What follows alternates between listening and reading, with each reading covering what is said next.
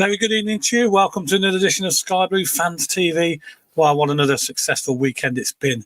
Another 3 points in the bag, and we've got a full house here to discuss it tonight. We've got Miles, we've got Claudio, we've got Vicky, and we've got Clive Brooks going to join us from the fan zone. Good evening, Miles. Good evening. Vicky's gone offline. She'll be back in a minute. You'll be back with us shortly. Good evening, Claudio. Good evening. Loud and clear. Yeah, loud and clear to everybody. And we'll be joined by Clive Brooks very shortly, hopefully, from the fan zone. He's going to give us an update about the fan zone, and he's a season ticket holder as well, so he can talk about the game yesterday, which we're going to go into depth about, which is another fantastic victory, another 3 points in the bag for Frank. And we'll start with you, Miles. What a fantastic win. And the team selection, did he get it right? He obviously got it right. Was it what you expected? Yeah. No. No. Not really. No, I put who did I put in?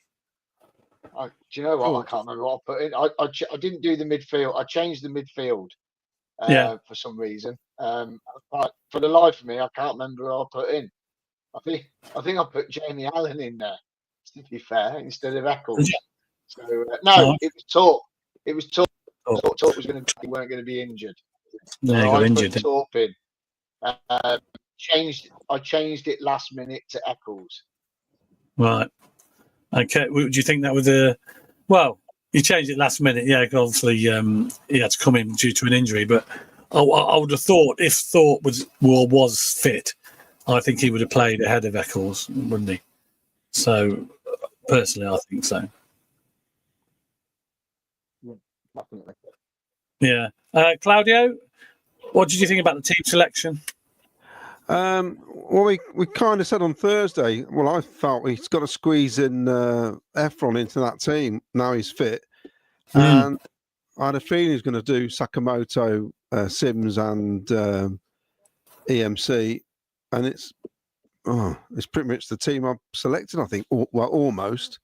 The only issue was whether or not Talk was going to be fit. Yeah, that's the issue, yeah. And he played Eccles, didn't he? But no, I was happy with that lineup.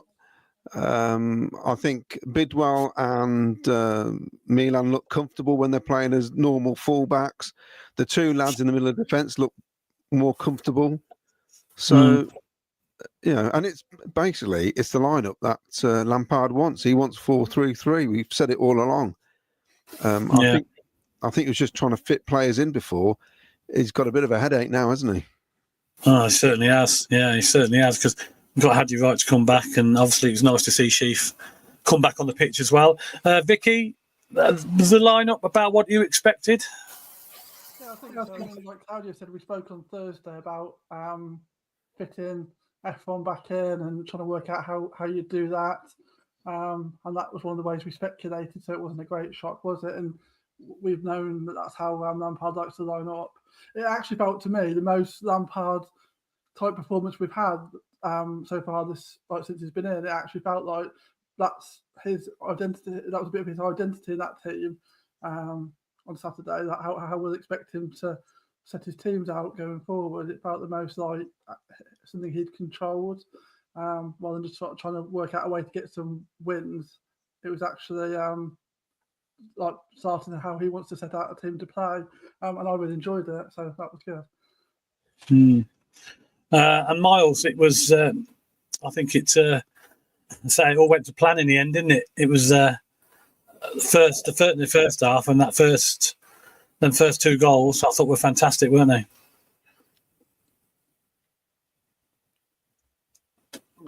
To be honest with you, we should have been 3 or 4 up in the first half, shouldn't we? To be fair. When you look at the way we started, within the first 30 seconds, we had a shot on goal. Sakamoto had his first shot. Sims could have had a couple. Mason could have had a couple. It could have all been wrapped up in those first 45 minutes. I think for me, it was probably the first game I've seen us made a team look really, really poor. And we did, because in that first half, we were making Preston make so many slack passes, balls going out of play because we were rushing them. We were making them rush their passes, which teams have done to us at the beginning of the season when we were, we've had that rough start. We started to do that to an away team visiting the CBS, and it looked to me that we just looked so confident yesterday. I think Grimes, I said to Claudio during the game, I said in the first half, I love how Grimes just sits in front of that four, and he just sits there. He doesn't sit there, does he? He stands there and runs around there. I better not say sit there, because otherwise he wouldn't be doing anything. But then what he did, I was very impressed with him. He went out to the left-hand side to cover off. I think Bidwell got caught out, and Grimes went out to that left-hand side to cover up the height of Bidwell moving up the pitch, and he made their player go out of play with the ball because he just stood there with him. He followed him. He tracked him, and I think maybe that's helping a little bit that you've got that little stability in front of that back four, which we've said week in, week out, even through the bad patch. Sheaf wasn't doing his normal stuff. He felt like he had the weight of the world on his shoulders because Hamer, we've lost Hamer, O'Hare over the last couple of seasons. He's in there on his own. He's having to look after Eccles, who's a young lad. Torp's just getting used to the Championship, who's really coming on. I can't wait for him to be fit again. But I think that Grimes just sitting there, Grimes is done it again, standing there, running around. I think he's brought something to the team that we have been missing, and we really did. We were in control of that game yesterday. How on earth in that first half we didn't go in 3 or 4-0 up? It could have been all over. Like the Plymouth game, it could have been, couldn't it? Because it was 4-0. Yeah. 3-0 half time, and won it. So it could have been all over. I can't wait personally. I know Sheaf came on for the last few minutes or so, but I can't wait to see both of them in the side, Sheaf and Grimes, because I think that would be a solid midfield, wouldn't it? But obviously we're going to have to try and get them in somewhere playing together. But once that happens, I think the midfield will be solid. Yeah. Claudio, what was your take on that first half? But were you surprised how poor I was? How poor they were, because I didn't think they really threatened us, did they, at all? What's interesting is they were unbeaten for 3 matches, so that was a surprise. But it's like Mark said, I thought the first 5-10 minutes, I know Sakamoto had that shot. I thought it took us 5-10 minutes to realise Grimes was on the pitch. And once he got on the ball, that was it for me. He's just a very, very good player, isn't he, on the ball? He made 51 passes. He tried 51 passes. He completed 47 of them yesterday. That's how good he is. And they're not all short passes either, and under pressure, he can take the ball. He's the first player we've had in years. Well, I say in years, Hamer would take the ball under pressure. He was quite happy to do it in a dangerous position, basically. And you knew he wouldn't probably lose it. That's the difference, and get you out of trouble. And I think it brings other players in as well. It gives them the confidence to go wide, to go long, come in and fetch it. Saw a different side of Sims first half. Yeah. Oh, definitely. I watched the extended highlights. So unlucky when he turned the guy in the box and had the shot. It was only just wide. And even with the first goal, he created it with the deflected shot. It went out wide and then it got re-slung in again, whatever. But it was just solid, wasn't it, that first half? And you're kind of disappointed it was only the 2 goals, because it should have been a Plymouth, shouldn't it, again, really? Yeah. But I think currently the 4-3-3 with the players we got is a much better formation. And as long as the 2 lads, I've said this before, if you've got 4-3-3, the 2 lads in the middle of defence have got to defend. That's the first thing they have to do, because the chances are your fullbacks are going to go up as well. And those 2 boys at the middle of defence, they were playing up against that big lump, Osmagic, in the first half. And then the second half, they chucked another big lump, didn't they, up front? And they had to deal with them all game. all game, and they did a great job. I still think we've got weaknesses. Of course we have, but currently, I think since Frank's been in charge, and some fans might not want to hear this, only Leeds and Burnley have picked up more points than us. And the only reason Leeds have picked up more points than us is because they beat us, basically. So that's how good we are at the minute. Yeah. And I'm sorry, a little rant here. Some of the stuff on Facebook and other socials is ridiculous. Picking on one player or a couple of players for the odd mistake. We're on a hell of a run here. A hell of a run. Get behind the team, basically. This isn't the time to start nitpicking. We've got 12 games here. We are the 12th man at the minute, and we can do this. Well, it's a result. Yeah, it's a results business at the end of the day. I mean, we didn't play particularly well at Sheffield, but we got the points. But we certainly deserved the points, on Saturday, and it would have been criminal if they would have got anything out of that game, to be honest, because they were poor, and it was great to beat them after 18 years, was it, without a victory against Preston? 2007, yeah, 2007. You'll probably talk about the second half later, but we'll worry about that then. I'll let Vicky have her say now. Well, yeah, I'll say first half was great. Went to plan, I thought, and 2 good goals. Vicky, how did you see that first half? Yeah, were you surprised? I think that we, like you just said, it's a results business. But what you tend to find is you've got to grind out a few results, and then you can build on that with some confidence. And I think that's what's starting to happen now. So we're on a good run. We've managed to turn some results around, and so we're winning games and we're picking up points, and then that allows players to feel more confident, and you can start to see players are trying things now because they've got the confidence to do it. And I think that was what we saw on Saturday. Players that are playing with confidence in a system that obviously they've worked with Frank over a time now, because he's been here a good few months now, hasn't he? And they obviously had all of last week to work on that with the players that are coming back from injury.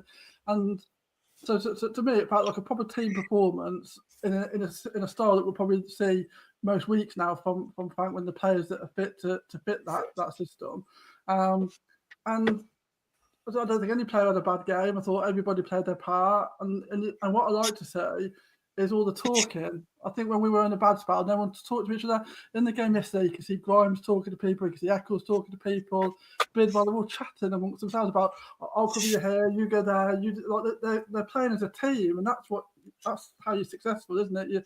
You're playing together, you're covering each other, and you all got the same aim to win that game. And I saw that in spades on Saturday, and it just, I actually really enjoyed Saturday, probably the most of any game this season, actually. It's nice to. I mean, your player, your favourite player, he could have a couple of goals, couldn't he? Yeah. He's such a confidence player, isn't he? You just see a whole different, and that's what always frustrates me when people start getting on his back at the beginning of the season. You're never going to see the best of Sims when he's feeling low and unwanted. And Frank's obviously made him feel like he's going to be part of his plans, and he's played sort of fairly regularly now for a few weeks in a row, hasn't he? And you start to see the player that is there when there's confidence, and that's really good for the team, isn't it? Like a couple of decent strikers, because you've got Wright to come back, someone else that can score goals, and so that's it's just another added bonus. Isn't it? Yeah, I thought personally, I thought Bidwell coming back in to the team were a bit more solid as well. Yeah. And I know De Silva does a job. I mean, he gets criticised a lot, but teams do play on that, how his height, and especially against a big side like Preston are. They got some big players in there, haven't they? And they would play on that, definitely, wouldn't they? Without a doubt, if he was in the side. So we all looked a lot more solid, I thought. But we have got a competition as well, haven't we, tonight? I believe. Have we? Have we? Yeah, I think so. Haven't we? A Preston-related competition. What is it? Oh yes. Sorry. I don't know. Is that was ridiculous? Oh yes, that one. I put the question. Yeah, sorry. Right, here it is. It's a really. Vicky came up with this, I've got to say, and she had me and Ken for about a good half an hour trying to think of the answer. We got there in the end. I must admit, we went through a few names before we got there. So here's the question. Sorry about that, Ken. Well done. And he's the one who's been down the pub as well. And Yeah. Right, here's the question. Only 7 Coventry City managers have beaten Preston post-war. Frank Lampard, Harry Storer, Gordon Strachan, Jimmy Hill, Mark Robbins, and Ian Dowie. You notice how I mixed them up this time, make it a bit trickier. Yes. Name the 7th. I mixed them up, so I thought if I put them in an order, it might be too easy. So I mixed up. So Frank Lampard, Harry Storer, Gordon Strachan, Jimmy Hill, Mark Robbins, and Ian Dowie are 6. Name the 7th. Who are the only 7 Coventry City managers who have beaten Preston post-war? There you go. Great. Oh, that's interesting. That's interesting. Totally lost me there. Yeah, I clearly see it in front of me, and I thought, well, you don't know anything about it. But anyway, yes, that'd be an interesting one. So get your answers in on the messages, please, and you can win yourself a Scarberry Fans TV mug. Now we've got plenty of comments. Got some comments coming in, haven't we, Claudio? I have, Ken. Can I just put these up while Miles? Because Miles, are you going when Clive arrives? I'm going to shoot in a minute. Yeah, but before you do anything, I just want to say that the run that we're on at the moment, the win to draw and loss ratio is better than the season we were when we got to the playoffs. I know before the game yesterday we were 1 point less, but the win to lose ratio is better than that season. We've won more this stage of season, so it's and I think it's looking good. I don't want to put the hoodoo on it, or voodoo as I call it. Hoodoo. I was telling you this yesterday. Yeah, it's a voodoo, not hoodoo. All right. Well, we're through these. I'm telling you now. Hold on, finish it. This run that we're on is just it's magnificent. It's really magnificent. And I was sat there yesterday, and I'm getting very excited. It's like having a little puppy back next to you.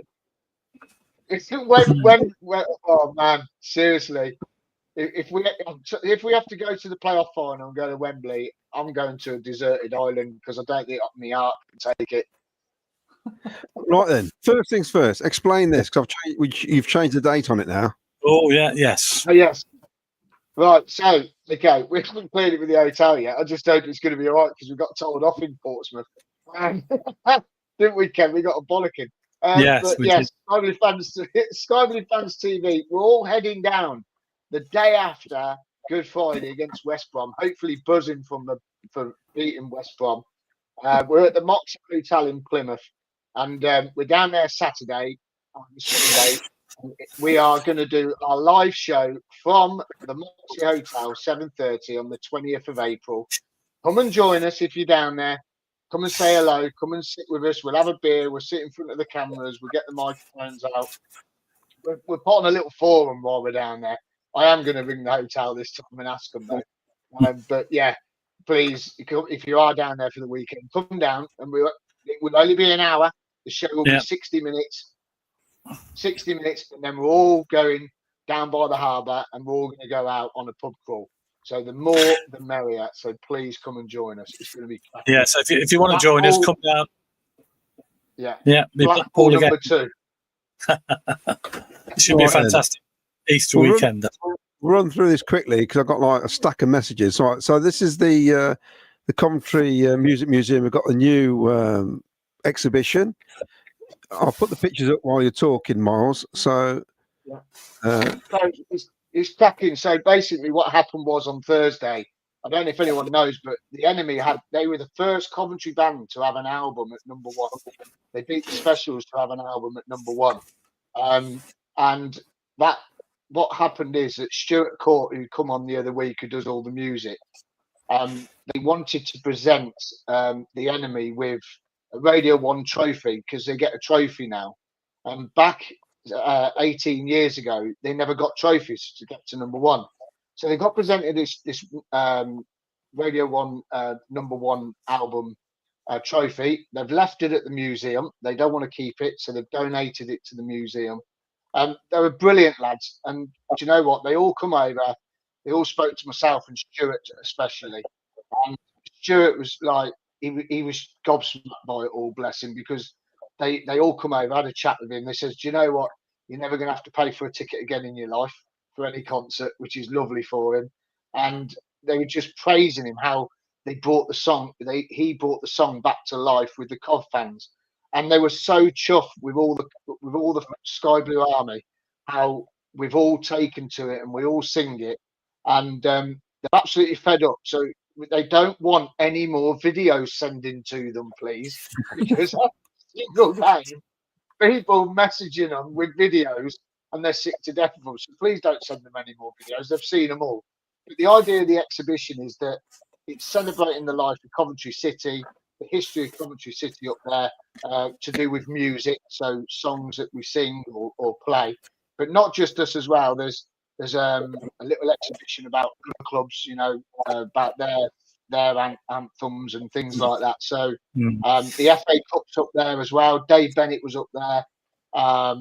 It was just a truly amazing night, and I was so honoured to be asked to go. Stu asked me to go and help him with the music, set up my DJ decks and stuff. So I was really honoured, and it was a brilliant night. And I even got to sign the door. So I'm a true celebrity now. I'm going to be there for the rest of the life of the museum. And Stuart signed it as well. So it was brilliant. So and I spoke to Kev Monks yesterday, and he said it was rammed on Friday up there when it opened. So head up to the Music Museum on Boar Hill. Absolutely amazing. And can I just ask one more thing for anyone that's watching? Suki, who runs the shop up there, I don't know if you all know, but they support Ronald in Uganda. They've raised enough money and they've built a school over in Uganda. Suki is planning to go over, or one member from the museum are planning to go over in July.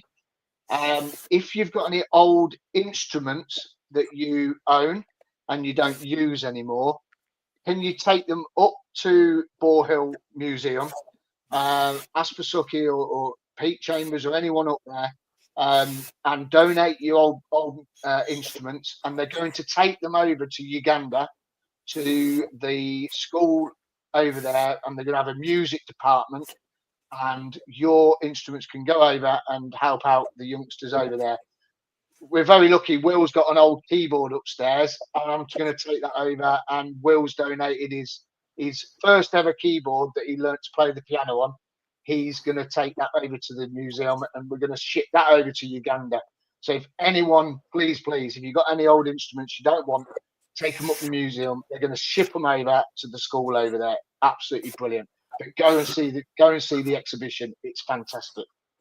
I've got a mouth organ. Would they want that? Not if it's been yours. So quickly, Ken, then we've got to try and get his comments. Obviously, you went to the players' evening with me and Vicky and Binks in Milan, and of course, somehow you won the shirts. I've got it behind me, proudly behind me. I've got it in place. You can see it. And yeah, it was great. It was the first time I've ever won on one of these players' night competitions. I spent loads of money on them, tickets, and never seemed to win. But yeah, it was first one out of the hat, weren't it? It was. And then you picked your own ticket out second. I know. I put that back in. Yeah, I said, look, I've won. I'll give somebody else a chance for second, but I didn't want to take two prizes. But yeah, that's right, the lads. Yeah, it was a great night. Yeah, it was a great night. And I say Vicky was there as well. And it was very good, and the crowd enjoyed it. It was well done by Rob Kearney, who presented it, and it was good. It's good from the players, and we heard a lot of stories from the players, and they spoke well, I thought. Right, shall I do the comments? Yeah. I have got loads, and I'm going to apologise now if I don't read them all out, because it's going to be near on impossible. So some of them are very similar, and I'll just go through some, and then we'll get back to the chat. So Gary Samble says, Superb performance all round yesterday. Rudy was magnificent, and Tats looking back to his best. Hope he's okay after his knock, and the stadium was rocking. Great day, PUSB. Sausage United, another hoodoo smashed. And he also says, Doven undoubtedly number one. Kitchen, Thomas, solid. Sims, Mason Clark playing like different players. Sakamoto back to his best, and Grimes playing like a midfield general, all down to Lampard and his staff. And then he says, Rudy has been outstanding all season. He has stated how much he loves playing under Lampard, who in turn has heaped praise on the midfielder for his attitude, work ethic, ability to sponge up information. Paul Cuttiford, he says, first half has to be one of the best performances this season, but we need more players that can cope with 2 or 3 games a week. On the up, great to finally beat them all after all those years of frustration playing them. Let's reverse them stats now. Come on. Have you got anything planned for the 24th? I think, Glenn, it's the 26th. It's the Bank Holiday Monday, the Championship final. And it's my birthday Monday this time. Yeah, it's my birthday. It's a big one. So yeah, because I've booked a wedding Saturday because I'm DJing. It's a good job. It's the Monday. They've So that's good. yeah, it's normally the last one, isn't it? It's Autism Monkey. What do we do with Haji Wright coming back? What formation do we go to? And was that a surprise to hear the Doug King song? Well, it's up to people who want to sing it. I rarely sing it, so it's not a fact. Yeah, I think it's the first time I've heard it for a long time. Yeah, I mean, Haji Wright has got to wait his turn, hasn't he? Simple as that. Yeah, it's the way it is. You can't have all that time off, expect to come straight back in again. Even woohoo, what hoodoo, lol. Great performance on the Saturday by the lads. Frank is on the march up the league. The main thing is we are safe from relegation, which is what I was caring about. Yeah. The request of 7 wins quickly, well, ridiculously quickly, that was. Dave McGee, all our injuries coming back, EMC, etc. If FL can sort out clinical finishes of each attack, roll on Wembley. Keep going. Lee Dan. Great win to smash the so-called hoodoo. Lamps brave to scrap 3 at the back, but this now frees up MC, Sakamoto, Rudoni. Bring on Oxford. Critterford. While Vicky is offline, is it time to criticise Sims, who couldn't finish his dinner? I'm here now. Yeah. So no. Mick Kelly, I know Sims did not score yesterday, but his all-round performance was spot. There we are, straight after. Dave McGee, Preston's game was Sakamoto's best game performance this season. Aaron Thomas, good 3 points. A much better performance. Funny how Raphael was bombed out squad soon as the others were fit. Think he'd be gone in the summer. No, you can't. The chances are Bissett won't be near the first team either when Haji Wright's back. You know, these players weren't brought in to be on. They're squad players. They weren't brought in to start at all. Yeah. You know, with so many injuries, we had to have them on the bench. That's what I think. Anyway. Graham Cockrell, congratulations to everyone concerned at the Sky Blues. What a celebration for us at the end of the hoodoo, and their goal was offside. Formation change worked. First half, big threat. We need to be more ruthless. Still made silly mistakes at the back. Onwards we go. The goal yard offside. James Hollyoaks. Sims was amazing. He ran and chased everything. Lee Lawton. Even Lee, he used to be my left back. Yeah, less said the better. Yeah, he was good lad, Lee was. Well, they did start up the wing, but we stuck him at left back in the end. There was no other place to put him. Lee Lawton, by far the best team performance under Lampard, and much more solid back four. The top lad is Lee. Where are we? Mikey, think that we need to stick to this formation as much as possible. Everyone played well, great performance, especially first half. I mean, what Frank did say, he's got players now, depending on what they want, they can change things. We've said this for a long time. Even when Mark Robbins was here, our main issue, and lots of people used to say this, is that when we made substitutions, we changed nothing. It rarely changed. It was like for like so often. We've got proper options now, and I don't know. My wife said to me yesterday, "What's changed?" And I actually sat there for ages, had to think about it because it's the same players. You know, I just think it's changed their mindset. You know, the defending is a lot better now, isn't it? You know, yes. When we scored, I think the second goal or the first goal, we had 6 players in the box and 2 on the edge of the box. I couldn't believe it. I thought we never used to do that. Never used to do that.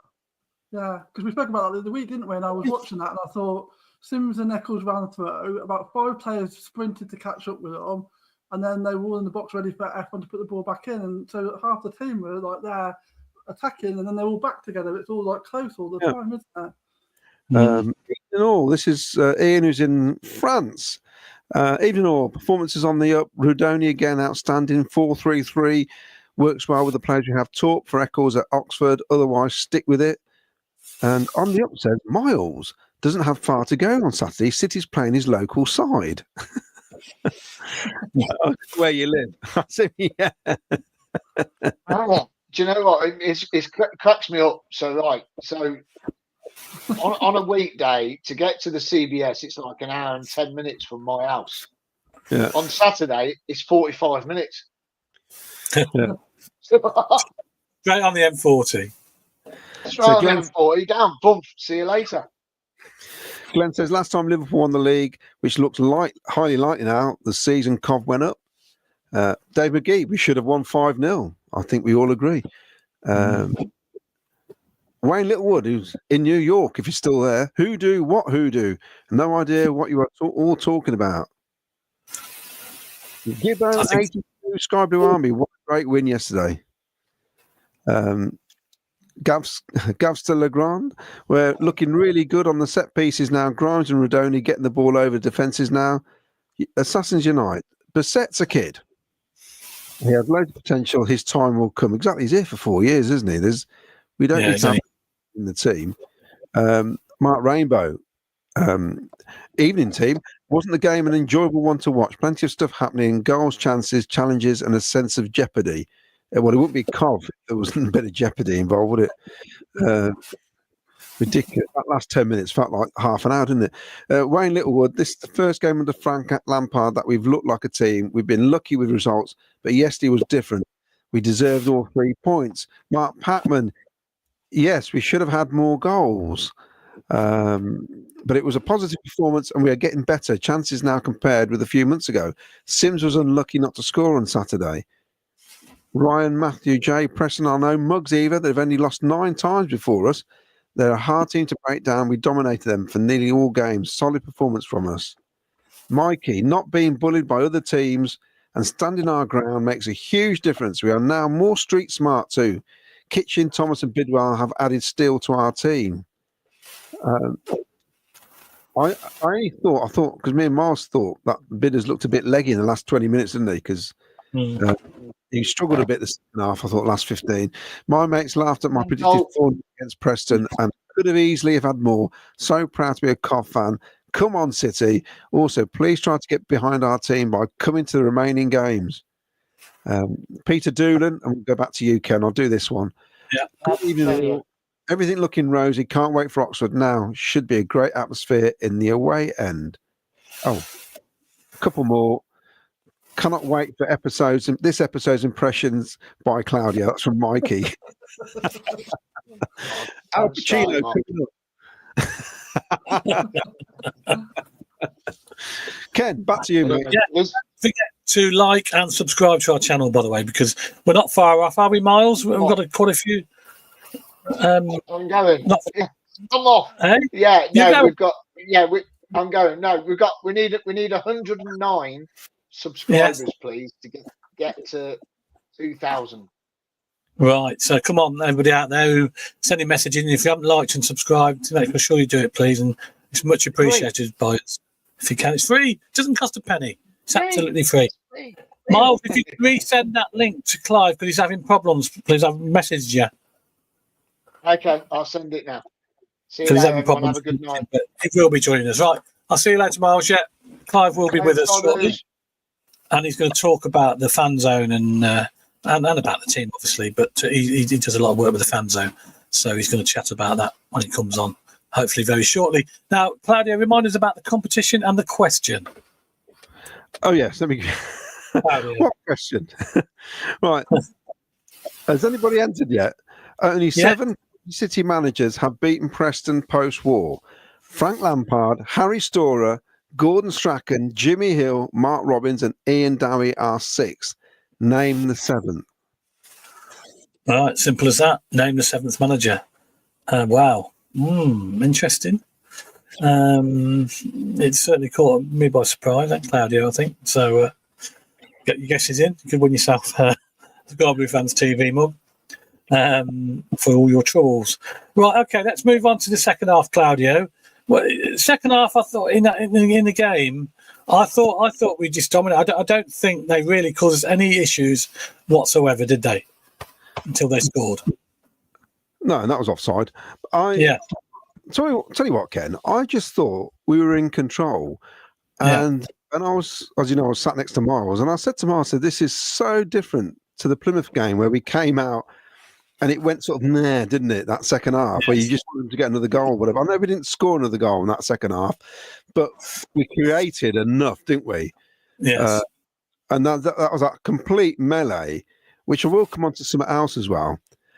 I've seen a lot of stuff about Patterson saying, "Oh, it's sentimental nonsense. He shouldn't have come on. He lost the ball for their goal." Well, he didn't. It was Radoni who missed the cat tackle, and it was Bidders who lost the guy behind him. And that's where the cross came in from. Patterson was nowhere near it. But in that way, he got the ball in twice into the dangerous area. You know, he put the crosses in. It's almost like they have to find the smallest thing. Yeah. It's like you could buy the most expensive suit in the world. They go, it's just, you know what I mean? You know, come on, give the team a break. You know. I thought it was nice. It was nice to see Patterson come on, and apart from the sentiment, I thought he did okay. You know, he's going to take a while to find his feet, probably the way we play and stuff. But you know, I think he's going to be a good addition going forward. The next few games, we'll probably need him. You know, we've got a big winning coming up. The build-up was huge for it, and I said to Miles, he's going to come on today because it'll get it out the way. It needs to get out the way. Else people start saying, "When's he going to play? When's he going to play?" The big build-up. Got it out the way. If it was me, my legs would have been like jelly. You're playing for the club you support at that age. He's probably always wanted to play for Cov, but financial needs. You got to make as much money as possible. We're never ever in the position ever to pay him the amount that these clubs were paying him. But now we can give him what he wants. And fair play to him. I would have been nervous as hell, and you could see he was a bit nervous when he was on the ball.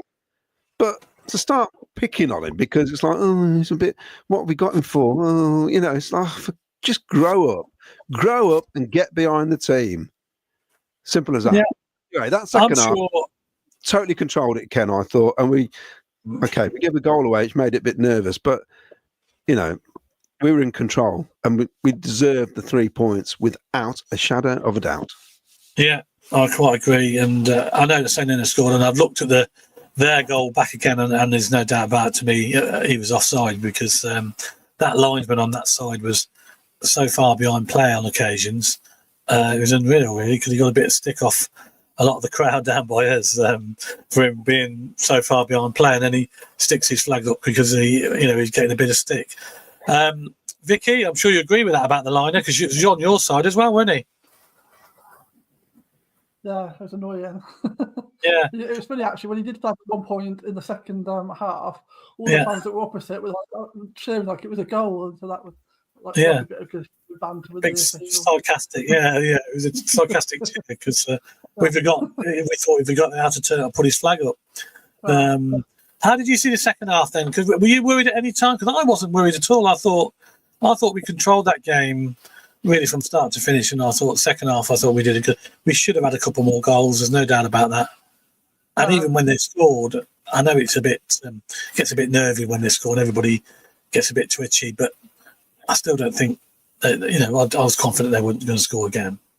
I think the only trouble was they scored. We made it unnecessarily difficult for ourselves because we were in complete control of that game. Up until that point, I didn't feel that we were in any trouble. I didn't feel like when we were missing chances because we had that sort of ping pong time in the box when everyone was trying to score but it wouldn't go in. I never thought, we're going to come to regret that. It never felt like it just felt like we were in control and we might score more, we might not, but we were going to win the game. I guess the trouble was, because it was Preston, when they scored one, in the back of your mind you're thinking, don't throw this away. This is like the best we've played against Preston for years. Like this is the time to beat them. And so that's the trouble. If it hadn't been Preston, I probably would have been. It's that in the back of your mind you're thinking, we can't throw this away again, can we? Surely. So the last 8 minutes were probably more difficult than they needed to be. But I suppose that's typical Cov as well, isn't it? We don't like to make things easy for ourselves. We have to add in a bit of like drama to the situation. So I thought second half. I thought for starter, Sakamoto looked like back to the player of last season. I thought that was his best game this season by a mile. And so that was good to say. It's nice to see Ben Sheaf come on as well. See him back. Yeah, I know he's probably not match fit yet. He's probably not 100% fit, but it's nice to see them both in the same team, wasn't it? I think that's the thing with Patterson as well, isn't it? Because as I understand it, he's not had a lot of game time recently. And so you've got the nerves of coming on to play in front of a big team, like a big crowd for your hometown team that you support. So you've got the nerves of that. You've got the getting up to match fitness. You've got the fact that you're still getting used to the players you're playing with. And I thought he did a decent job considering all of that. And no doubt he'll grow into that role. And we know the player that he can be. And like Claudia said, I don't know what this weird idea that we always have to just criticise players. We're always looking to pick on players. I mean, it's the same with Rodoni. Rodoni has been player of the season by a mile. And earlier in the season, people were going, if you buy players from League One, they'll never be good enough. He's not going to replace O'Hare. It was obvious that there was a player there. Why we couldn't have just got behind him from day one and support him? Why we have to wait until he's actually got his 10 assists and his goals and people suddenly realise the player he is? It's just so frustrating that we have to have these players that just get picked on for I mean, we've now won all these games in a row. That's a team effort. Just back with that to see how far it could take us this season. I just and we can't do that. I just find it really frustrating. So I'm really as well. I mean, it's just great. It's just great to get that win when the final whistle went. It was just it was great to get the 3 points, especially against them. It's another hoodoo smashed, isn't it? Because that's Swansea hoodoo's gone. Now the Preston hoodoo's gone. So let's hope. Don't we? Hopefully next season that'll be. We want the Wembley hoodoo to go now on penalties. That'll be the next. We got rid of the hoodoo with penalties against Sheffield Wednesday, didn't we? Well, that's true. Yeah, we won a penalty shootout, which was fantastic. Someone's asked about when's the last time we've done 7 out of 8. I think if you look at League One, we did the run-in before COVID. Just you might have to go and check it, but it's definitely maybe more than we were unbeaten in the last 10. I think, and we may have won 9 of those. Yeah. I think something like that. It's but certainly in Championship level, I can't remember. We've had, in the Championship level, we've had sort of maybe 10, 11 games unbeaten, but there's been some draws thrown in, winning. The constantly winning is the thing, isn't it? We've had runs this length of time losing a game. It's just the winning. Most of those runs have been some wins, some draws, and that's probably about 13 games. But it's the fact that we're not even drawing now. We're just beating these teams week in, week out. And how good it is that we've won ugly in a lot of these games in this run, where Burnley have been, apart from the other night, have been doing it all season. Yeah, exactly. I know Vicky says player of the season so far with Rodoni. Who would your player of the season be so far, Claudio? Jack Rodoni by a mile. Rodoni? Yeah, definitely. I just think. And he's been unfortunate in the terms of where he's had to play in a few positions, hasn't he, as well? He's had to fill in, this season. I just like his attitude. I like the way he gets in the box. I like the way he can take a set play. It's just his movement. He's got some skills down that flank. Some of the close work he does on the touchline is brilliant because he doesn't really give that impression as a player. He's got some silky skills, you know, and I love it. I think it's brilliant. It's obviously the Italian in him that's doing it, you see. I thought he was Welsh. I thought he was Welsh. Italian grandfather, apparently. It's a fantastic goal as well. The goal was brilliant, good header as well, and great finish. And he's got that in his locker, hasn't he? So, and that was a proper header, wasn't it? Yeah. But it was good as well that F1 followed that round to keep the ball in play and then put it back in. I liked that as well. The effort of people being there to actually make a difference. So the sim shot didn't just go and then that was the end of it. It carried on and with the second phase, and there was people there ready for that. That's good. Yeah. Got some more comments, and Claudio? Comments. Those of them coming in. This is Mark Cunningham. 2 homegrown players in the team. Was excellent, although Patterson needs game time to get up to speed. We need to start taking our chances, but on the whole, we were excellent. Mark Rainbow says, the switch in formation was seamless to the fullbacks. Look a lot more comfortable. It didn't stop the pushing height of the pitch either, and the 2 holding midfield does seem to work. I'm looking forward to seeing Sheaf with Grimes. I think that's the FL where he's heading. It depends what happens in the summer now as well, because, I mean, we still need to strengthen. Dave McGee, Claudia said it all for me. I think we should have won 4 or 5-0 against those aggressive lumps of Preston. Ben Green says, evening all. Agree with the panel. Felt great to see us make a team look poor. The scoreline flattered Preston yesterday. If we were a bit more ruthless in front of goal, it could have been a cricket score. Assassins Unite. Oh, that was the question about how many times you've won. Dawn Cook. Why have fans still got an issue with Eccles? He needs a run of games too and did some great stuff yesterday. It's like they can't be happy, but to have a go at someone, leave him alone. I've met Dawn. You don't want to mess with Dawn. Clive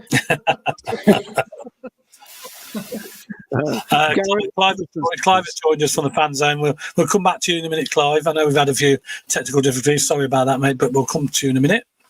Carry on, Clive. Sorry. I'm glad Clive's here. I can take a rest and I'll just listen to Clive talk for the next half an hour. Gary Anderson, you could smash the ball at Matty Grimes on the goal line, and not only would he stop the ball going in, he would be able to pick out a play and pass to him without hesitation. It's somebody we've really lacked, haven't we? Having somebody like that where you feel confident he's going to do that. 12 huge games, says Wayne Littlewood. Not picking is not needed currently. Teams are on a roll and it's great. I mean, we're all confident for Oxford. That's going to be a tricky game. We know it is. Frank Wood, we boxed the field and made Preston look poor. Eccles and Grimes, great winning the ball, and Rodoni creating. And it's something we talked about Thursday's show. The season went up. The last few games, there's only one. I think was it Rotherham? We gave him a good pacing. Away was that? But most of the games were 1-goal wins. Yeah. Dave McGee says the magic has come back. Come on, Wembley, PSB. We're becoming Coventry City that everyone expected. Thank you, Frank. I know that Brian Tully has got the answer right to the competition. Brian Tully. Right. Just remind us of the question again, then, Claudia. For anybody out there? Brian Tully in Coventry. Evening, Claudia. Loving this run at the moment. Sometimes I have to pinch myself. So the question is, I'll do it in a sec. Let me get down because I'll lose the place again, you see. Go on then. Don't disturb you. I'll read this off. Disco Stew felt strange having to complain. Felt strange having nothing to complain about at half time as they were that good. I complained. Well, Miles did. He felt the tea wasn't very good in the box. He made a complaint.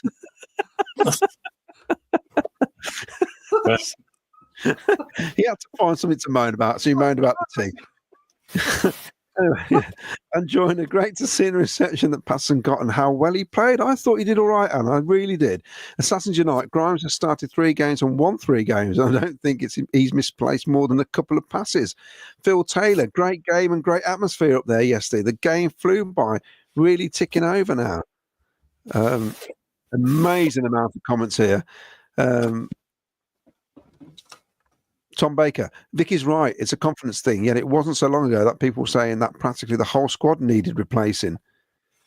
Ellis James, the does this feel exactly like when Forest went up and Cooper took over? Close relegation, got on a mental run, end up in the playoffs and win it. Very similar.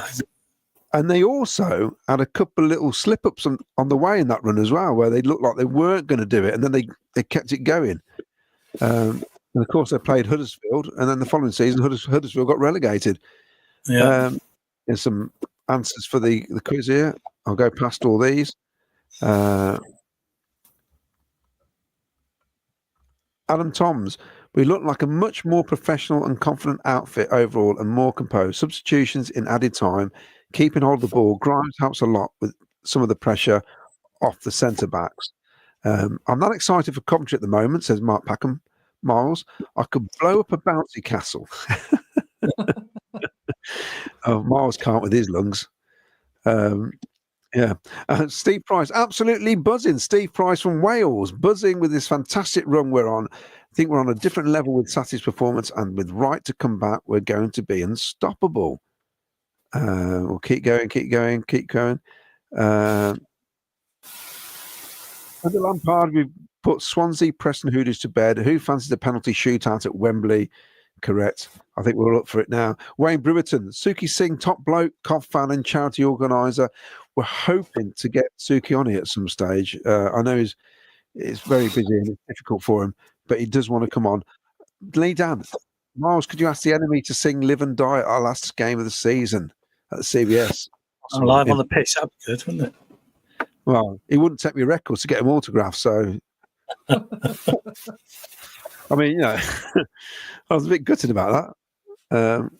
Comical Boxer, I have a cornet, but unfortunately I can't take it over due to disabilities. But if anyone from rugby is going, can we try and arrange something, please? Thanks, everyone. Sorry, Comical Boxer. I thought I was going to joke in there, that's why I started giggling. You put disabilities in there, and that's made me look terrible. So...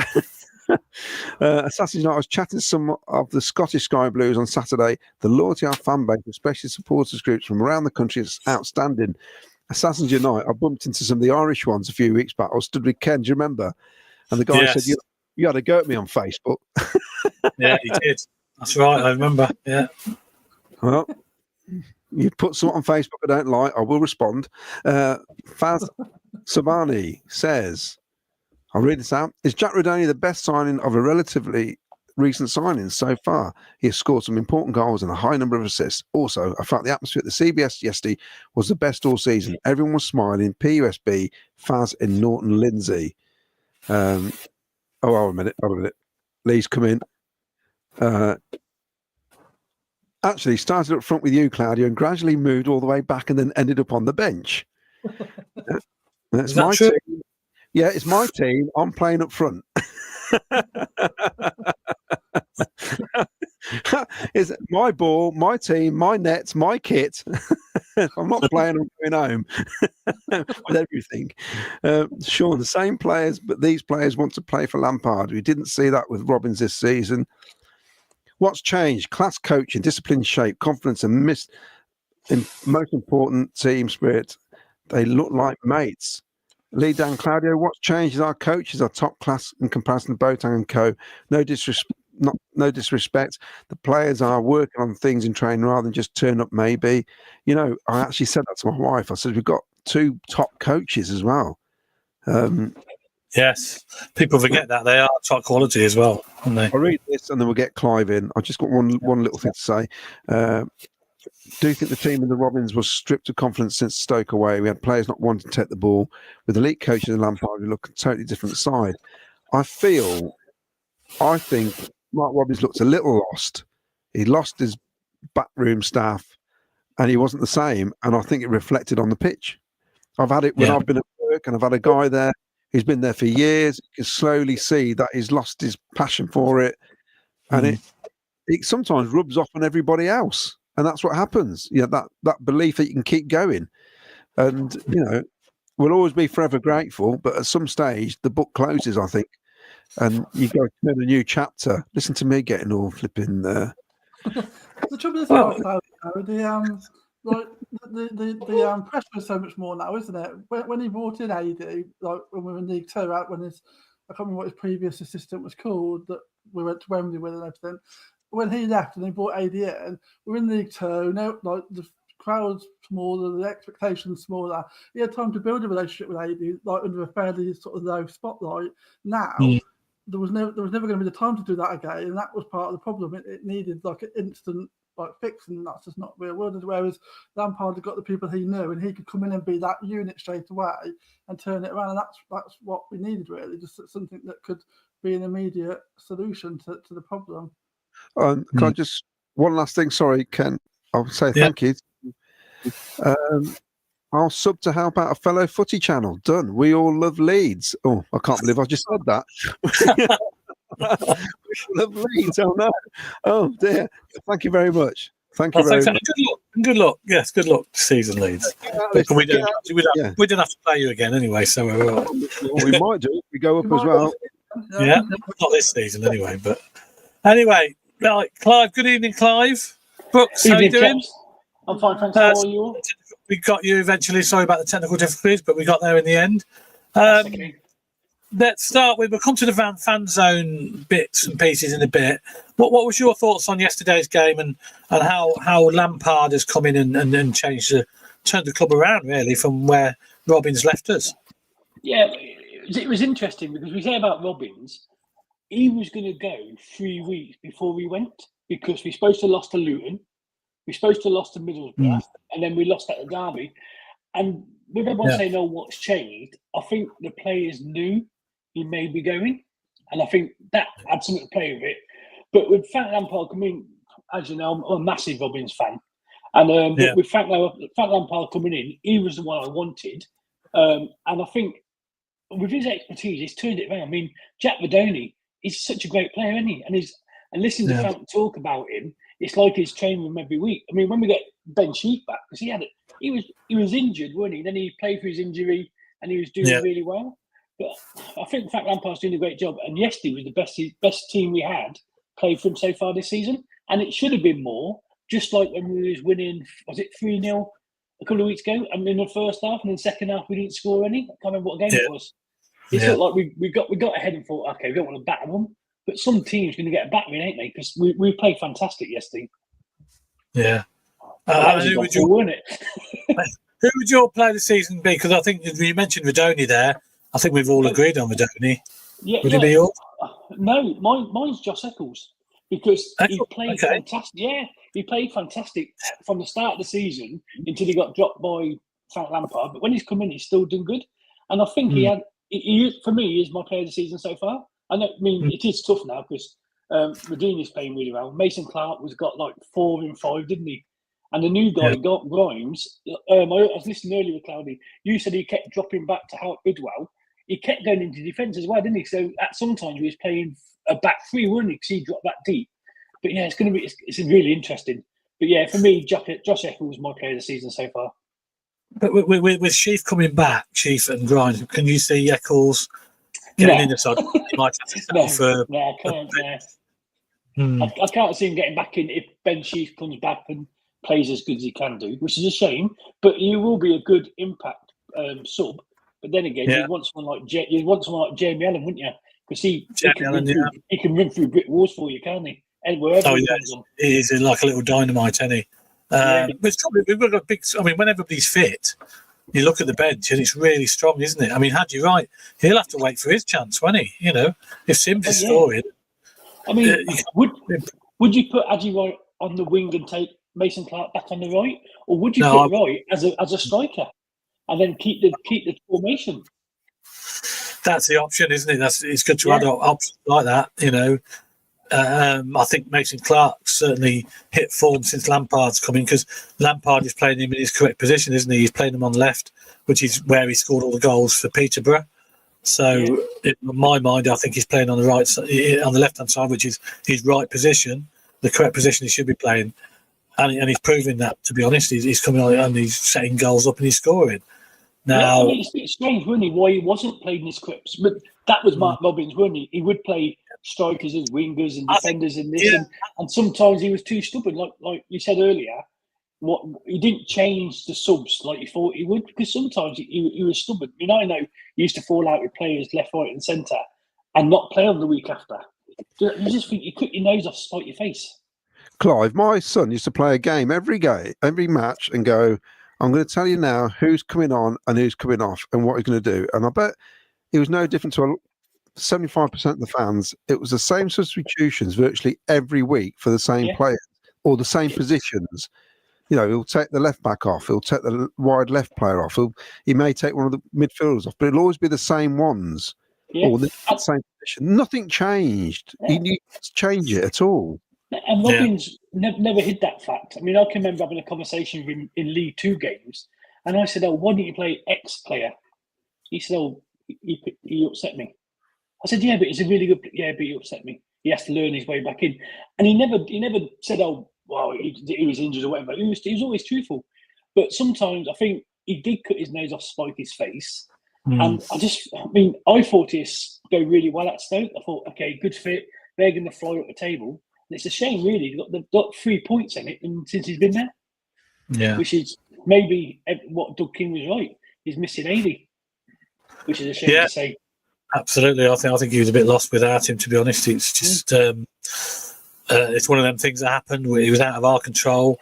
We didn't know what was going on behind the scenes. Obviously, we know now a little bit of the truth has come out, what's happened. And, and basically he was not the same on his own than he was when AD and Lawrence as well, of course, who left. He did a good job, didn't he? And I think when Lawrence left, we started playing not so good, didn't we? I think Lawrence was a big loss when he left. After the Wolves game, Yeah. I mean, that was a brilliant game and a brilliant send-off, wasn't it? But we sort of dipped, didn't we? Since then, sorry, Ken. The players said at the players' meeting that game against United, though, they said they were physically and mentally drained after that defeat because they thought they'd won it, but they didn't have anything left for those last few days, which is a shame because we were in the running for the playoff places. When you look back at the league table, we were in the mix and we had all those home matches. I was speaking to O'Hare just after the Wembley game. Look at you. Sorry. He ran nearly 29 miles in the Manchester United game. He ran nearly 29 miles on that little bra thing he wears. And he said, because he missed his penalty, and he told me, he said he was gutted, but he had no strength, but no one else wanted to take it. And he said he just forced himself over it. And also the injury to Sakamoto really deflated the players because it was a bad injury. So I think that, and then the Manchester game, winning it, then getting it nicked off us, really. We won that game, they nicked it. I think that really deflated the players. So that was last season anyway. We're going up this season. Yeah. That's gone. That's old stuff. We're in the we like beating hoodoos on our agenda now. We beat another hoodoo, didn't we, on Saturday, Preston? So we've got to make sure next time we get to Wembley, we're going to win it and go up. Not on penalties. I can't do penalties. Not on my heart. It was interesting, wasn't it, yesterday? It was interesting yesterday, wasn't it, with Frank Lampard saying when he got asked, "Oh, you beat another bogey team?" And he's like, "Yeah, I don't believe in that, but I know you fans do." So I thought that was quite interesting because we haven't beaten for years, have we? So I must have been a toddler. That's how long ago it was, wasn't it? Especially Swansea. I was born, was I? But it's funny, the stats will still look rubbish next year when we play them, if you do play them. We still won't win away, will we? No. But I for one can't wait for Haji Wright to come back and see how he deals with it, and how he sort of gets him into the team. But I'd like two up. I'm a two up top believer. I always think two up top, especially at home. I know you've got to change your team tactics depending on who you're playing and stuff like that. But I'm a great believer. We've got a lot of attacking players in our squad, and I think if we play two up top, I think we're a much better team. I really do. Teams plays better with two up top. You can see that when he played with Thomas Asante, because as you'd seen yesterday's game, he knocks the ball down, but he hasn't got that strike partner. And Mason Clark and Sakamoto was a little bit too wide sometimes for him, but he could have had 3 yesterday. I mean, the goalkeeper made a great save, didn't he? That one where the second half, he sort of like got it, chested it, and then flicked it over and just went on top of just over the top of the bar. That would have been a fantastic game, wouldn't it? Goal. It would have been. He was unlucky not to score at least one Sims, to be honest. But But I said earlier, I thought we wasn't in any danger. I don't think, even when they scored, which was offside from where I could see from, and I've looked back at it. Yeah, a lot of fans have looked back at it, and it was definitely offside because the lino was a bit behind play. But at the end of the day, I thought we deserved. I don't think we were any. They were very poor. I thought I expected a little bit more from them. But what's the difference between Sims pre-Christmas and Sims post-Christmas? Well, I think you can answer that. Vicky can answer that question. Okay. Oh. Maybe I asked that on purpose. Tomorrow we get to his birthday at the beginning of January. It's what's in the cake. Yeah, it's amazing, isn't it? Really. It's like Middlesbrough fans said they want to know what they're giving Cov players after Christmas. What's in the water? They give them something a bit dodgy for this massive improvement every year, the last 3 years. Yeah. Like you said, we've done it the last few years, haven't it? But this year, I didn't mean, as you know, I got the PUSB Weekly show. I didn't think we'd get anywhere near playoffs. I was hoping to be mid-table, and then this year, get mid-table this year, and then next year, really push on. But now I think we should get 5th place. If we keep going like we are, I don't think we'll get 4th. I think Sunderland's 12 points is too much. Do you agree? Yeah. I think you've got to look at that 4th, 5th and 6th place, haven't you? They're up for grabs. I've got a couple of Sunderland mates who are worried. They're worried now because they've lost the last 2, haven't they? Yeah, they've lost the last 2. It's surprising. Somebody always completely fluffs it, don't they? Sometimes it could be them. They might not win another game, for all we know. That'd be nice, wouldn't it? But I'd rather have them in the semi-finals, not in the playoffs, because we seem to beat them all right, don't we? I'm pretty confident in a 2-legged game. I'm pretty confident first to play a 2-legged game. I'm pretty confident in the semi-final that we could come out on top with the team that are left. But obviously Leeds will go up. I think it's whether Burnley or Sheffield United take that second spot. But I think it's going to be Burnley. But I know it's tight there, isn't it? It's tight. They got 9 goals, letting 9 goals in it. So they're a solid team, aren't they? And Sheffield United tend to let goals in, so that's why I think they might miss out.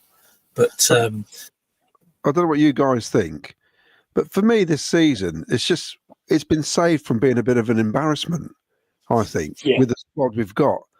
And they're actually performing as we thought, because at the start of the season, our predictions were bonkers. Top 2. Ken said top 2. Mark, I said 3rd on the basis of what we had.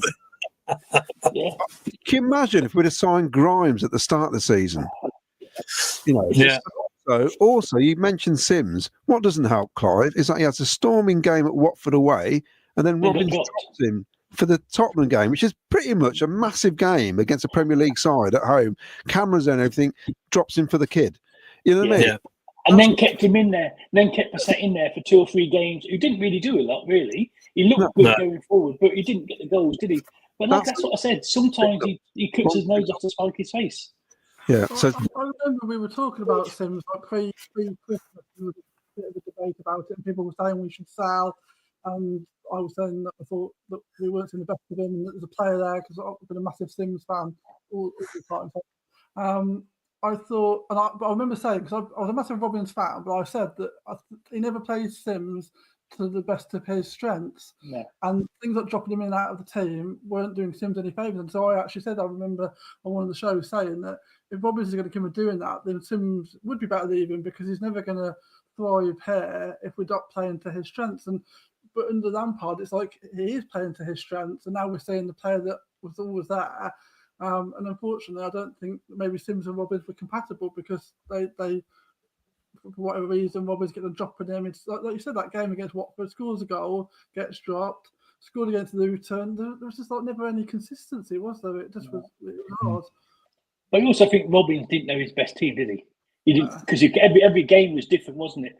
Yeah. But like you said yesterday, Carl, he could have had 3 goals, but he does. Sims now has started doing a lot more off the ball than what we see. He took defenders away, and he won that cross what Mason Clark did. But Sims won that, didn't he? By doing it, having the deflection what went out, and then Mason Clark got it. Medini scored, and also I think didn't he do the one where he hit the defender and it shot out again? Then that's right. He's doing a lot. Yeah, he's doing a lot more off the ball and not just scoring goals now, which is what we need really. Yeah, he's making a nuisance of himself, which he's a big guy, and he's got that in his locker, hasn't he? We all know he can do it. It's not fast, is he? He can't run fast, can he? Actually, no. When the ball went over the top and he tried to chase that defender, you was thinking, "I'll give it 10 minutes and I'll just jog there. It's okay." But and he crosses in the box, and he's in the 6-yard box. He's always in there, isn't he? That turn though in the first half, that was a great turn and spin. Yeah. When he had the shot, it was just wide. That's a great effort. Yeah, and it was just wide, wasn't it? And you're thinking Mason Clark just put your boot on it, but it was too fast for him. And then the other end, when we had the shot in, and he hit it on the goal line, wasn't it? And he did it, and he hit the goalkeeper and bounced out. You're thinking, another day. But isn't it strange that we're not playing as good as we was at the start of the season, but we're winning now? And at the start of the season, I thought we played some really good football, but we lost loads of games. It's a bit strange, isn't it? We did play some good football at the start of the season. Oh, I don't know. You've been drinking, Clive. I don't remember many. Well, we did the first game of the season was a bit of a nightmare. I remember that. But we drew a lot. Right, didn't we? We drew a few. Well, we should have won, really. He's having too much fun in the fan zone. That's what it is. All those kids making you happy. Oh, Jesus, yes. A bit nice, a bit warm yesterday. I had a sweat on. Yeah. Well, tell us about the fan zone then. Tell us what's happening this year, because you have to wait a while before you got moved to your current location, didn't you? The club were waiting for, or the CBS were waiting for a space to allocate. Now you're in the bottom corner, aren't you? Yeah, it's a bit strange. Last year we was in the last season we was just inside near the Antidote, but it was too busy. So as a health and safety, we couldn't go there. So they brought us that big white tent. Yes, I remember that. Yeah. It cost a lot of money to keep putting the white tent up and then taking the white tent down. So the club then put in planning permission to have, so where the bars are, we're now up the left hand side of it. So we've got a shop and then the family's own new containers. Yes. So we was having that for the start of this season, and it didn't quite happen for some reason. So we ended up going back inside, but then we could only have like 2 tables inside, and it just got a bit silly. But then they built that now, so that's our new area, and it's fantastic. I mean, I seen a comment earlier, someone saying, "Thanks, Clive, for getting the seats because you couldn't stand up long." That wasn't me. I've just got to say that was just put there. But the family zone now is we're going to be there. We're not building, but we're going to put 2 more containers in that area for us, and we're going to have a lot more stuff. But it's just taking a bit of time because there's an issue with the council. There's an issue with the CBS. So we got the club are working really hard to get it right, and they want to make it right because the family zone, Pat and Lynn and Laura have been doing it. So Pat's been doing it since the dinosaurs, ain't she? And they've worked really hard. So I mean, and it's a massive thing for the club because if you were there yesterday, we had I think 250 children who used us yesterday, and every child yesterday got a gift. It was either a packet of sweets for doing the new poster to decorate it. It was either last season's stickers to go in the sticker book, so they had all the team last season, or it was sweets, or it was like other sticker things. And we try. I mean, I'm on the megaphone, so not that I need it. But I try and get around everybody, and we do like competition. Like competition's easy, Vicky. Do this competition. If you win, I'll give you a prize. Okay, think of a number between 1 and 3. Say out loud. What number, Vicky? Between 1 and 3. What number? 2. Sorry, it's 3. You didn't get nothing. Unlucky. But that's what we do, and the kids love it. And then I normally say, if you don't get it right, your dad's got to give a £5. And then we go, 20 quid. The dads are like, oh. And the mum's like, no. But they always win in the end. And it's just getting them engaged because I think if we don't get the young fans hooked on it, we're going to lose them. And it didn't help where we had that silly thing with the family zone. If your kids can't go, you can't go. And then we changed that. I think we've learned lessons this year as a club, and then having the family zone where it is, it's just brilliant. I mean, Pat, we had the dugout draw yesterday for the first time this season because it got knocked on the head because of the crowd and it was getting too busy. But they spoke to us, and Pat's really pushed hard to get the family zone, the dugout draw, and we had it yesterday. And we had it's supposed to be 4 people, so you can either have 2 adults, 2 kids, 3 kids, 1 adult, 3 adults and 1 child. It's only going to be 4. So everyone knew the rules, but then they wanted to take 5. So we had to get special permission, and they did, which is brilliant. And the players apparently was fantastic with them. They was all excited to see them. We had pictures too. What is it? The dugout draw. What is it? the dugout draw is when you come to the family zone, you put your name and how many children, how many adults, as long as there's 4 of you, and then that goes in the big box, and then we pick out someone, and then whoever it is goes down. They go down to the dugout, so they sit where the players on the Frank Lampard seats, and then they see them train, and when they come off, they get a signed certificate, and then when they come off, they get high fives, or the players love photos, and then Mark Robbins used to come out. Frank Lampard's not something you didn't. I don't think he was there yesterday because he came out late. But yeah, it's just something really good. And it's fantastic because we had so many people waiting for it yesterday, and it was brilliant. And then we've got the new stuff. We've got the football thing where you kick and see how fast you can kick it. We had a balloon model there yesterday. We had the magician who was invisible. He did a trick and made himself invisible all day. Don't know where he went. And then we had the face painter, and then we had fast feet. So yeah, we had loads. And so my lad's 23. Is he too old? Is he too old? Now listen, if he wins it, I'll come down with you. I mean, only if he wins it fair. Yeah, it'd be fantastic, mate. Because it's like anything, it's all voluntary, and you do it so well. I mean, I know when it was inside the ground. I mean, tumbleweed was going through that stadium then, and you could have as much space as you wanted. And I know it got so busy, it became dangerous, didn't there? There was too many people, so you had to find a venue. And I know how you struggled to get somewhere. You didn't know if it's going to carry on, which is a shame. It was scary. It was scary. I mean, you say about the single dugout draw. That's how we started. Ash won the dugout draw, and he was in his wheelchair, and the club couldn't do enough. They got us down the dugout, and then when we came back, Pat said to my wife Kim, "You ever thought about being a part of the family zone?" And she said, "I never thought about it." "Oh, wait, start Saturday." So Kim has been doing it for like 8 seasons now. Yeah, so, yeah, I mean, it's just. I'm going to credit. I know you probably want to back this up. John Taylor's been good on stuff like this, hasn't he? Yeah, he has. And I don't mean the bass player from Duran Duran or the drummer. No, this is he's very invisible. A lot of people don't know him, but he always comes down with his 2 children at the start of the family zone, and he always comes and says hello to us. And now we're part of now Sky Blues in the community, so we come under their umbrella. So hopefully we're doing more stuff with them. We got a trade secret. We've got a training session coming up sometime in April. Just letting people out there. I ain't said that, Pat. Okay. So yeah, so that's coming up. And yeah, but John Taylor's really good, and he gets us stuff. I mean, on the microphone, I give stuff away. But Jodie Jones has brought like clocks, dog leads, old scarves, shirts he gave us to give out. It's just fantastic. Like yesterday, she was giving out these posters of the players. Some were signed, some weren't. So the club are doing really good, really, really good. Yeah, because he was big on that at Forest as well, wasn't he? I think because as you know, I'm involved with Jim Brown with the archives and trying to sort of museum out and stuff, and he's been helpful with that. Because at the Forest, it was a big thing, you see. So we saw part of more trophies than us. Well, that's true. Yes. It's just a few antiques. Yeah. No, actually, we've got some new ones, haven't we? Come on. Yeah, we have. Yeah. Trade and whatever. But we should do more. Great to see. And of course, these are fans of the future. You know, I dragged my lad up there when he didn't probably want to go up there, and now I see. You know, it's funny because we had a little girl with us on Saturday, and we were sat in the box. She says, "I'm bored." She was in the box, and I said, "You wait till you get out there." Yeah.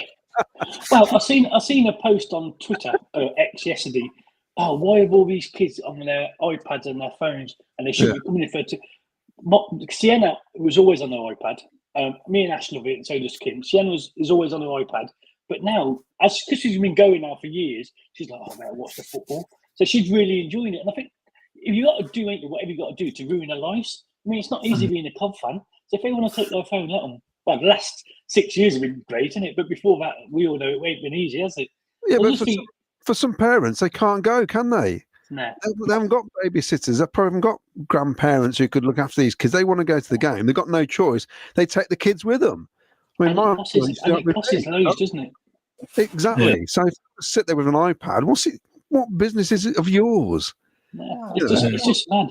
One of those little things I've got to pick on, you know. Yeah, we talk a lot about the cost. I mean, this year I've been poorly, so I was poorly towards the end of last season, and this season I've been poorly. We haven't been going to away games, so I missed out on the Oxford. Didn't have enough points. How bad's that? I'm always there, but I've saved loads of money because I'm not going to the away games. It's mad, isn't it? Because I didn't realise how much it cost me. Because because Ashley can't go down and back in the day if it's too far. We have to stop over in the hotel. We have to have food, petrol. And I said to Kim, I said, I don't understand how can we save this money? And when we worked out, because we're not going to away days, which is rubbish, really. So I want to go, but I just ain't been well enough to yet. So hopefully get back into that soon. I know. Last time, Clive, we were talking about your seats because the club had to move your seats, didn't they, for your lad? Yes, you remember? they wanted to put us in the family zone because obviously it was the kids and that lot. But because Ash is blind and uses wheelchair, there's no wheelchair bay in the family zone. So what they did is we sit in block 19, just one step below the disabled bay. So he parks his wheelchair because there's no space for him, and then he just goes down one step and sits in the seats. And what the club has done is kept us at the family zone prices. That's been 2 seasons now. So, I mean, the club's been brilliant with us as a family. I mean, when Ashley had his issues, Dave Body took him in. Mark Robin was great with him. And then even Doug King. I mean, I had my radio show on Contrast Radio. I just emailed him one day and said, look, can Doug come on the show? It took about 3 or 4 emails and me twisting his arm. And he came on and did a Christmas special for us and did a Christmas message for the patients on the hospital. Hospital radio, isn't it? Yeah. Yeah, and I think the club now are getting better and better at putting themselves out there. It's really strange because Frank Lampard's a massive name, isn't he?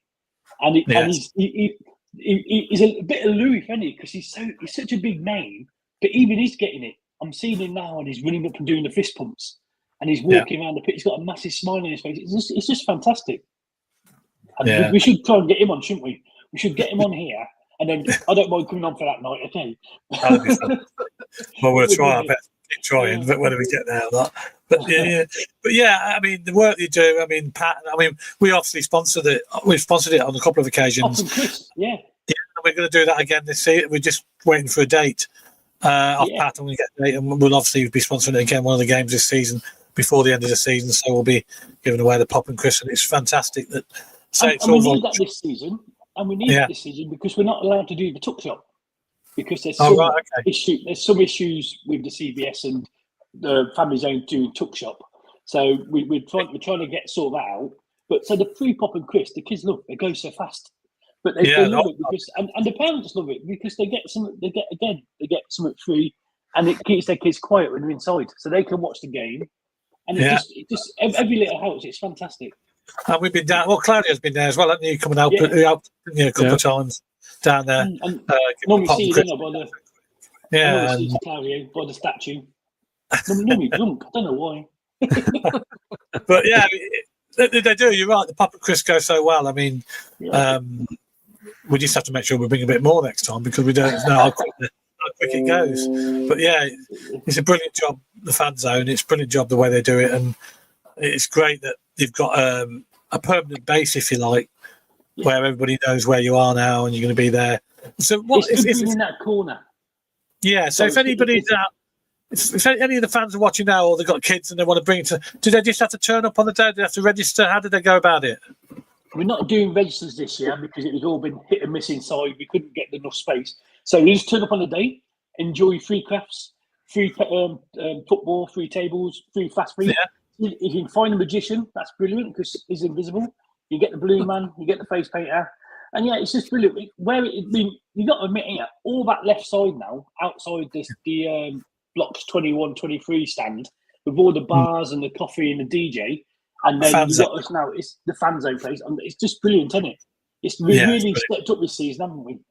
Yeah, absolutely amazing. And I noticed going to away games, there's a few teams cutting onto that as well now. They're starting to get bars outside. I know Bristol City have got one outside the stadium, so people can have a drink basically without going to the pubs. They can have a drink outside the ground before they go in, and it just creates a good atmosphere.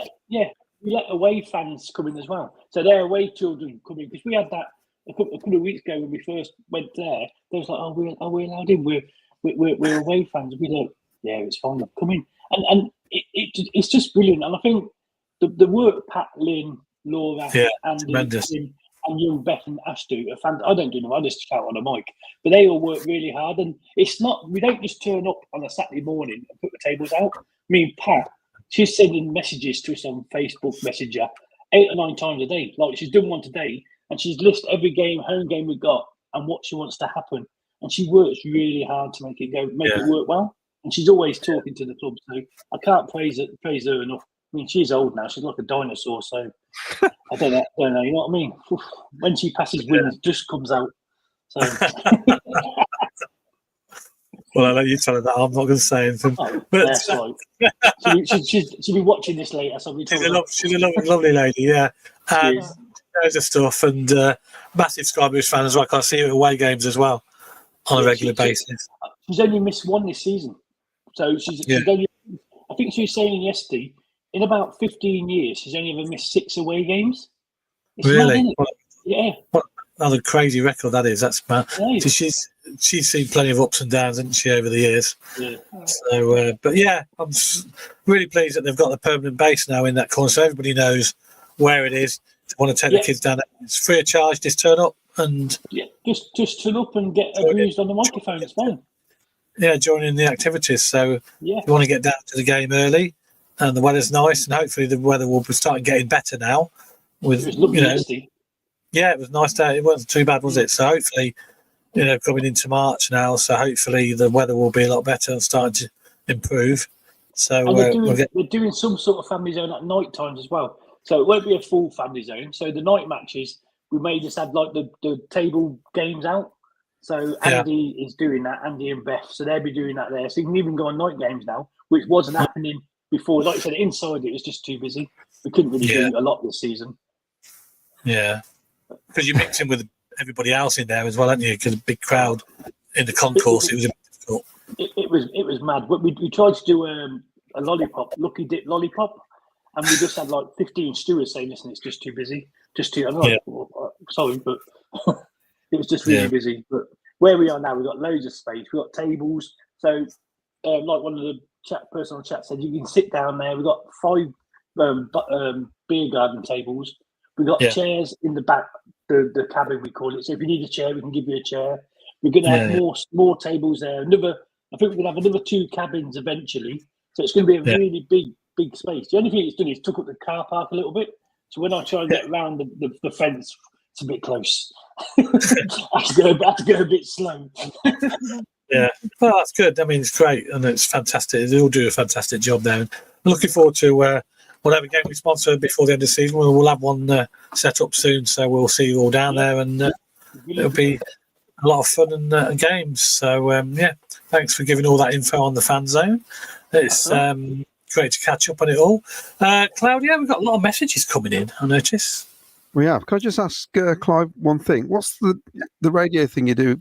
Hospital radio? Me and Moz Baker, we do on the first night we do Moz and Clive PUSB weekly. Hold on, what time are you doing this then?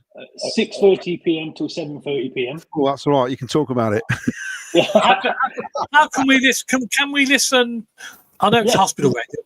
How can we listen? You can download the app. So you go to your iPhone or your Android and that's the play and download Coventry Hospital Radio app. Or if you've got an Alexa, making sure mine don't go off, you can ask it to play Coventry Hospital Radio. So so we got the PUSB show on a Thursday night, 6:30 to 7:30. I've got 2 more shows. So on a Tuesday night, I do the pub landlord choice for 2 hours, where I do different music. All these shows. I nicked the idea. Well, for me, I heard Miles did one, didn't he? At Balls of Common or something, didn't he? He did someone when I came on last time. He was saying he did it, and I thought that's quite good. I know you did. And then my son Ash got his YouTube channel, and for school he had to do work experience. So he asked BBC CWI if he could do it there, but no, because you're 14, and they still try Hospital Radio. So I went there and said, "Oh, can you do it?" He said, "Oh, he has to be 16, but what are you doing?" I was like, "Oh, well, he wants it." So then, what are you doing? So again, I got roped into doing that. So I love it. So I got a Tuesday night show 5 till 7, then a Thursday night I do 5 till 6, then the football show 6:30 till 7:30. But you're more than welcome to come on it. Anybody want to come on it? Just put it on Twitter and we get you on. Because obviously, just like you want to build it, but we just talk about Coventry City. We're not as good as you lot. We go off on tangents and that. Like Oz Baker was in Paris this week. So we was talking about Mickey Mouse for about 20 minutes, so work that one out. He said he's used to working with Mickey Mouse, we went and seen the real one. I don't know what he meant. You've got like a proper studio and everything down there, haven't you? It's all kitted out. Yeah, we got. There's 2 studios, and they just spent, I think, £10,000 having 2 new decks, which they've been raising money for. It's not funded by the NHS, so we do like fundraiser nights in the hospital, and sometimes we go out. And it's just fantastic because it's on 24/7. I think there's 30 volunteers who do presenting, do ward rounds. I mean, I can't go around because the norovirus is in the hospital at the moment. So with my condition, I can't go do the ward rounds no more. So I just go in, go to the studio, do my job, and then come out, mess about for an hour, then come home, sort of thing. But it's just brilliant. But if there's loads of different shows. We've got country and western. I mean, I've got to just tell you, because Moz, I'm blowing my trumpet. Me and Moz has been put forward for an award for the Hostel Broadcasting Association Award. So we did an FA Cup. We did an FA Cup special the day before we went to the Man United game, and that's when they put up for an award for a special event. And then our weekly show has been put up. But Coventry Radio this year has got five shows that have been put for award. The best female in all of Coventry, all of Hostel Radio, Laura Dunn. The best music show with countrywide is Lee. Then there's me and Moz for the 2 shows, and then we've got the massive one, Hostel Radio of the Year, which is brilliant. So it's really good. And I mean, it's like the Family Zone. The team are fantastic. They are really good. Just give it a listen. There's so many different genres and that lot.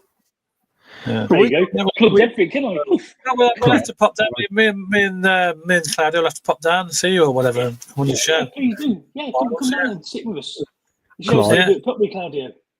Clive, our station. Well, we got put forward some Radio Guild Awards, and but the thing is, we're up against Howard Stern and Ryan Seacrest. It's like you'll beat that. You'll beat them. No chance. Yeah, but I do Saturday morning, 9 to 11. So that's why, it's and then Sunday afternoons as well. So no, it's great fun. Anyway, enough about isn't it great? Yeah, but isn't it great when you get award, when you get nominated for something? Like you said, we might not win. I don't know where we've gone now. Well done here. We might not win it, but it's just getting great recognised. I mean, and also having Coventry City, the FA Cup special. I think there's like 100 Hostel radios, and there's only 5 stations been nominated. To have the FA Cup special there is brilliant because you think, that was really good, and it was a really good show. It was so funny. We were all singing songs, and young Ellis. Can I just ask one question? Do you actually play any music? Because you and Moz, I doubt you. Not for the hour. Not for the hour. We play Twist and Shout at the start, and then we got Doug King. He introduces us. So I twisted his arm, and he says, "You're listening to the Moz and Clive PUSB Weekly Show, just like I am." That's quite good. Yeah, I tried to get Mark Robbins did it, and he totally messed it up. He went, "Hi, Mark Robbins here. You listening to some hospital show?" So I was like, "Okay, thanks." I mean, and you wonder why the defence was all over the place in the first half of the season. Right, we got messages then. Let's get back to the messages then. Come on. I don't know where to start here. We'll start. Claudia mentioned Robin's book. Well, it could be anywhere. There's so many that mean absolutely nothing now because it's so way back in the show. Trevor Merriman says Claudia mentioned that Robin's book needs to be closed. I think after Stoke at home, we'll see it ended. Assassin's United, Eccles is arguably 6th choice when all the midfielders are fit. I fear he's a little bit overwhelmed by the arrival of Lampard. He can come on again and is a Cov kid. He needs to take a leaf out of Rudy's book. Eccles will be a good player for someone like Stoke, says Dan. The luck is with FL. We even win penalty shootouts now. Let's have a look down here. Ken's right. We're always better with 2 strikers up front. Not a fan of the lone striker. If we play with EMC and Tats out wide, it's either Haji, Sims, not both. The trouble is, whichever way we want it, they can't all play. 4-3-3 looks the best formation for this group of players. Gary Anderson, now we finally beat Preston and Swansea. Well, that means Sunderland will finally beat us. Plus, I hate 2 up top. It makes us more weak in midfield. It's interesting, isn't it? Total different opinions about the actual formation. Our form is automatic promotion. Imagine if we'd played like this in the first half, as good in the second. Sorry, imagine if we played like this or half as good in the first half of the season. Ian Plimlott, old work colleague of mine, would be great if we were responsible for Sunderland not making the playoffs. It would be, wouldn't it? City's going up, Leicester going down. Van Nistelrooy has only won one game. Bloomfield hasn't won yet, and Robin's form has continued at Stoke. Let's be thankful we have Lampard. I think with Lampard, the big plus side is that he hadn't done anything for 18 months. Yeah. You know, that probably did him a favour. This is his last chance saloon, wasn't it? This is his last chance saloon, really, wasn't it? He had to make it work, didn't he? It wasn't that bad before, really. There were circumstances. I think, Dawn Cook says, I think from some angles, I've seen the Bobby Thomas goal, that it was Sims who flicked it in. Can't be completely certain, but the more I see it, the more it looks like Sims had the last touch. I think if it was Dawn, Sims would let you know. Paul Stratton, like most fans, we were all MR fans. His achievements at CCFC folklore. Unfortunately, he had his run his course and would be in trouble if we still be here. Move on, accept the right choice was made. The stadium issue. Well, it's got to be June the 6th. There's a meeting. The whole football league where they have to submit all sorts of things. So something has to be worked out, I think. The stadium issue is a big problem for me. Fraser plus name everywhere. Ashley should have been never been allowed to take the lease. Shame on Cov Council. Be interesting. Had we got the stadium, even though good win yesterday. Hopefully, Preston gets better now. He has some minutes. That substitution didn't work for me. Asante should have come on. Assassin's United didn't realise Ducking is listed as being worth 330 million. That's the hedge fund, isn't it? Well done, Clive. The fan zone sounds like great fun for the kids. When we were kids, the best we got was lifted over the turnstiles to get in and out.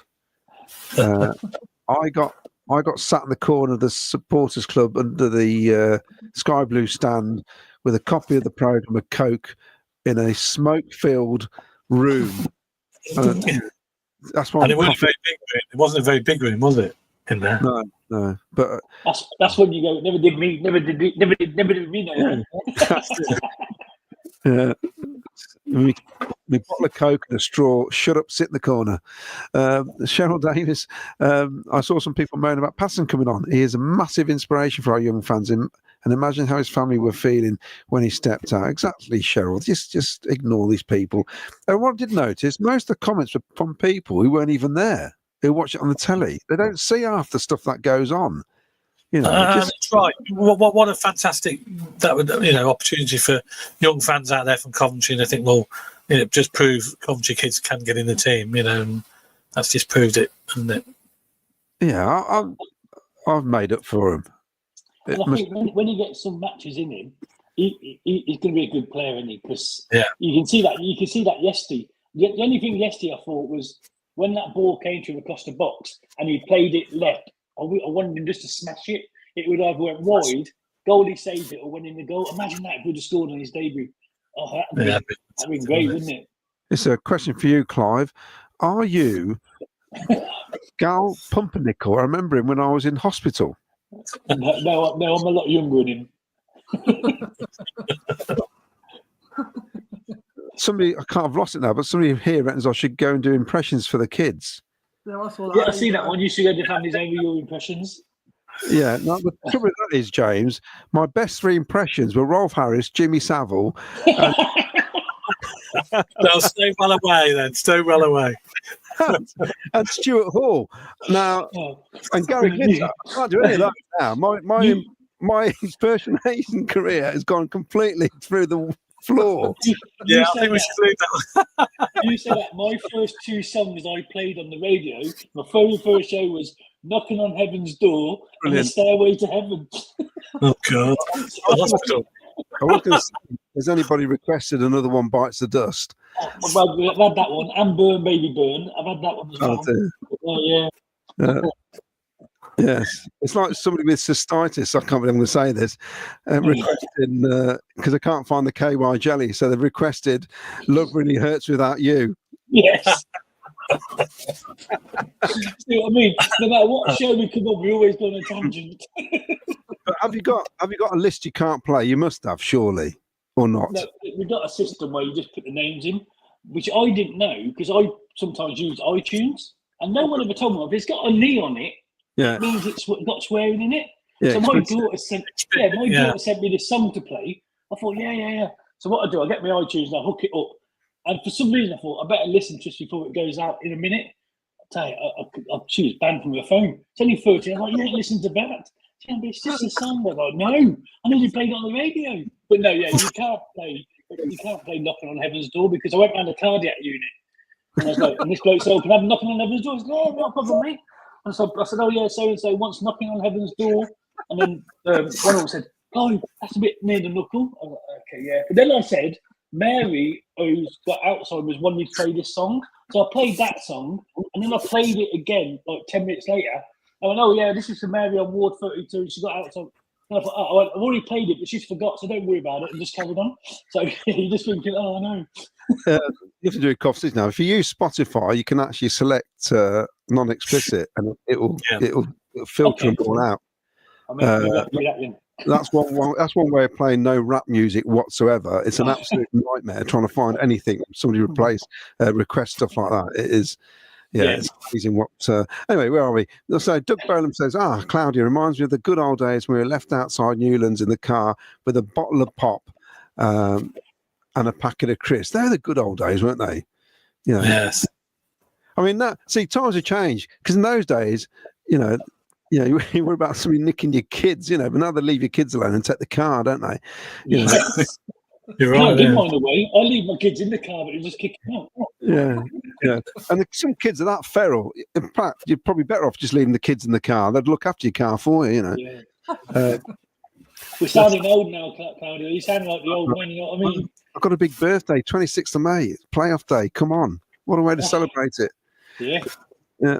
And Saturday night, Lampard has the acumen and intelligence to pick the team formation and tactics to the opposition we're playing. I think, for me, we needed fresh ideas, didn't we? I don't know what you all think. What do you think, Nick? We needed to play the players in their positions and stick with them. And I think because Lampard's done it all, and if he said to a midfielder, look, if you do this, you'll score X amount of goals, because that's what I did. They're going to listen, aren't they? Because he's a leading goal scorer in Chelsea, wasn't he? He's got so many goals for England. And he reads the game really well. And when you listen to him, I mean, he said, oh, yeah, we knew they was going to play a back five.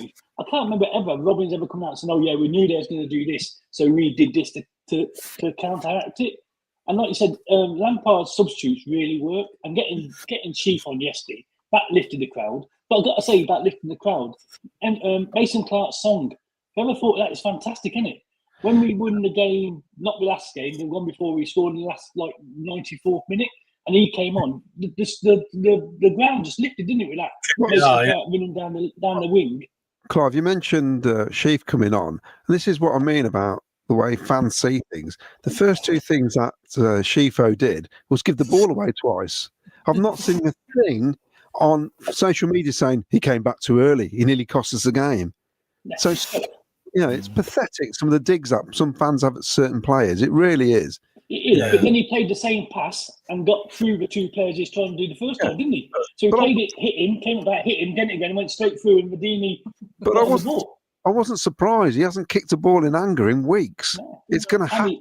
And he played with an injury. He played through his injury at the start of the season. He was having injections apparently in his knees. So, but isn't it great now, that we have got such a big team, and Lampard's got this headache, hasn't he? Where's he going to fit everyone in?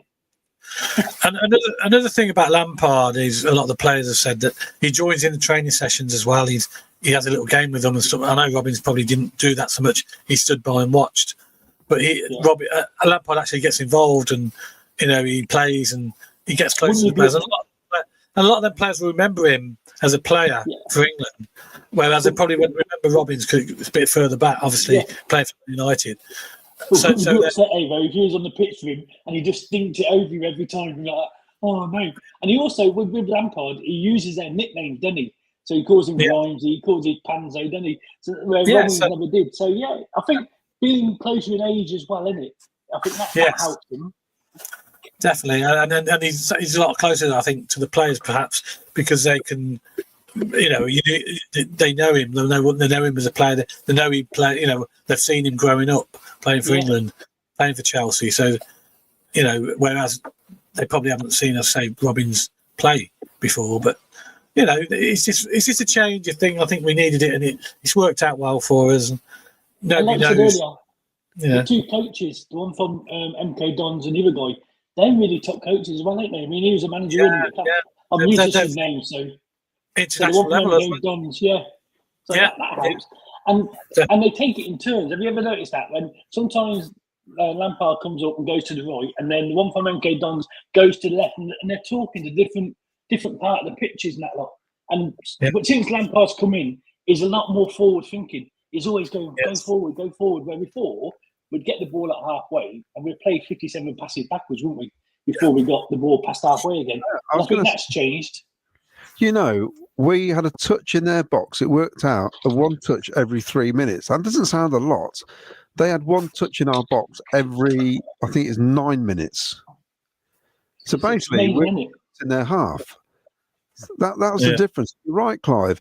Yesterday, I think if Mark Robbins was still here, we'd have gone with a quite a defensive lineup because of the fact we hadn't beaten them. They're such a strong side. They're difficult to beat, you know. And I think at the end of the day, if you've got the players, we've got to go for it.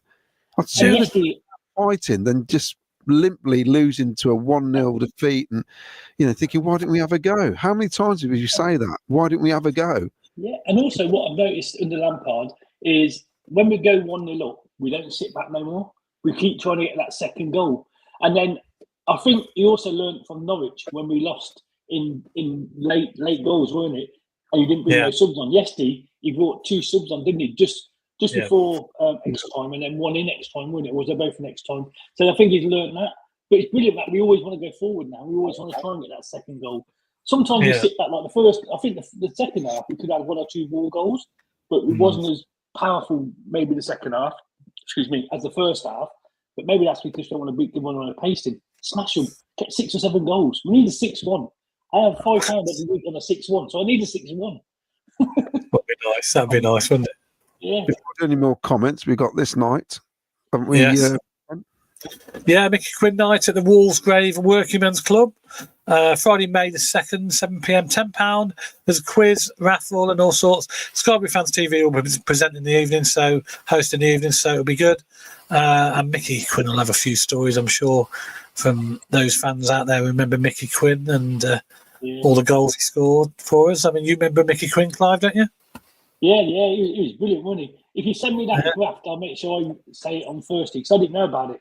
So that's how bad I am. Yeah, send it to me and I'll mention it on Thursday as well. And I'll send it to you. Yeah, send it to you, mate. Yeah, it should be a good night. And there'll be a raffle and everything going on and win some prizes. And I'm sure we'll have a few good stories as well. That's the Wallsgrave Working Men's Club, that is. So that'll be good. I think I put this on, actually. This is the last 8 games. There you go. Wow. We are champions after the last 8 games. You can imagine if that was the start of the season. Imagine that was the start of the season. Yeah. There you go. That looks good, doesn't it? And like I said earlier, since Frank's been here, only Leeds and Burnley have picked up more points than us, and had we not lost to Leeds, would have been better off than Leeds. That's how it's amazing, really. I can't get my head around it, to be honest, because it doesn't fit. If I'm honest, it doesn't feel that way, does it? Because they've been hard games. You've had to really fight to get the points. Yes. Yeah. Some games we haven't played well, like at Sheffield Wednesday, played particularly well, but we ground it out and we stuck by it and we stuck by our guns and we got our just rewards in it and we got a reward in the end, which is great. You know, that's what sometimes you got to do that. Now, this is another little graphic. This was to do with when I said about we've got 14,000 more fans than we had. Our average has gone up by 14,000 since, was it 18, 19? I think it was Vicky, wasn't it? Yeah. So this is to do with how full's your stadium. Now, we are currently 83% full on average. 425. I've got to say, fair play to Norwich. Look at that. I mean, Luke, is that taking it from Birmingham days though as well? Because we only had like 5,000 didn't we, at Birmingham, and then when we came back, we only had about 6,000. Because you could run around the stadium, couldn't you? But now it's really tight. Let's not get into all that now. But I noticed Portsmouth have got 97%, but obviously they haven't got a big. Obviously, their stadium's a lot smaller than ours, isn't it? Yeah, and Luton as well. But I say with Clive, there was nothing stopping fans going to Birmingham.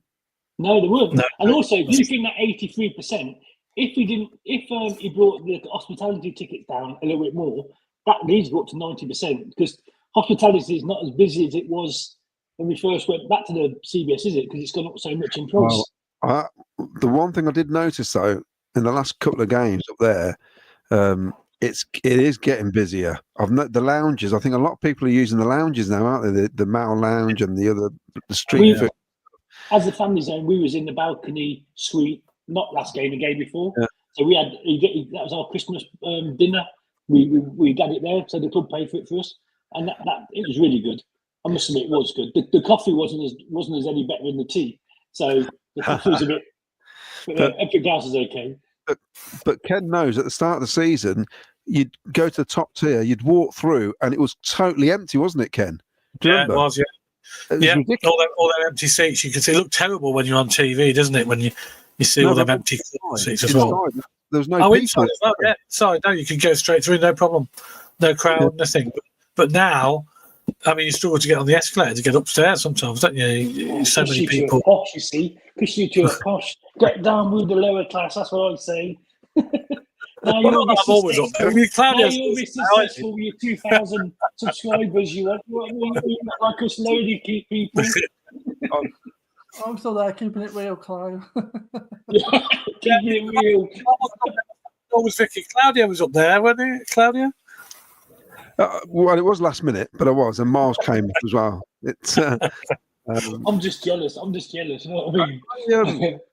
But it's interesting though, because it's a lot better as the season's gone on, because more people are going up there, and also I would say they are fans. Apart from Jack was in Doug King's box, they are in the yellow box, and he said I think he was only 2 Cov fans in there, him and his dad. Everybody else, company people, so they obviously split different teams and that. But around us, they're all Cov fans, all of them.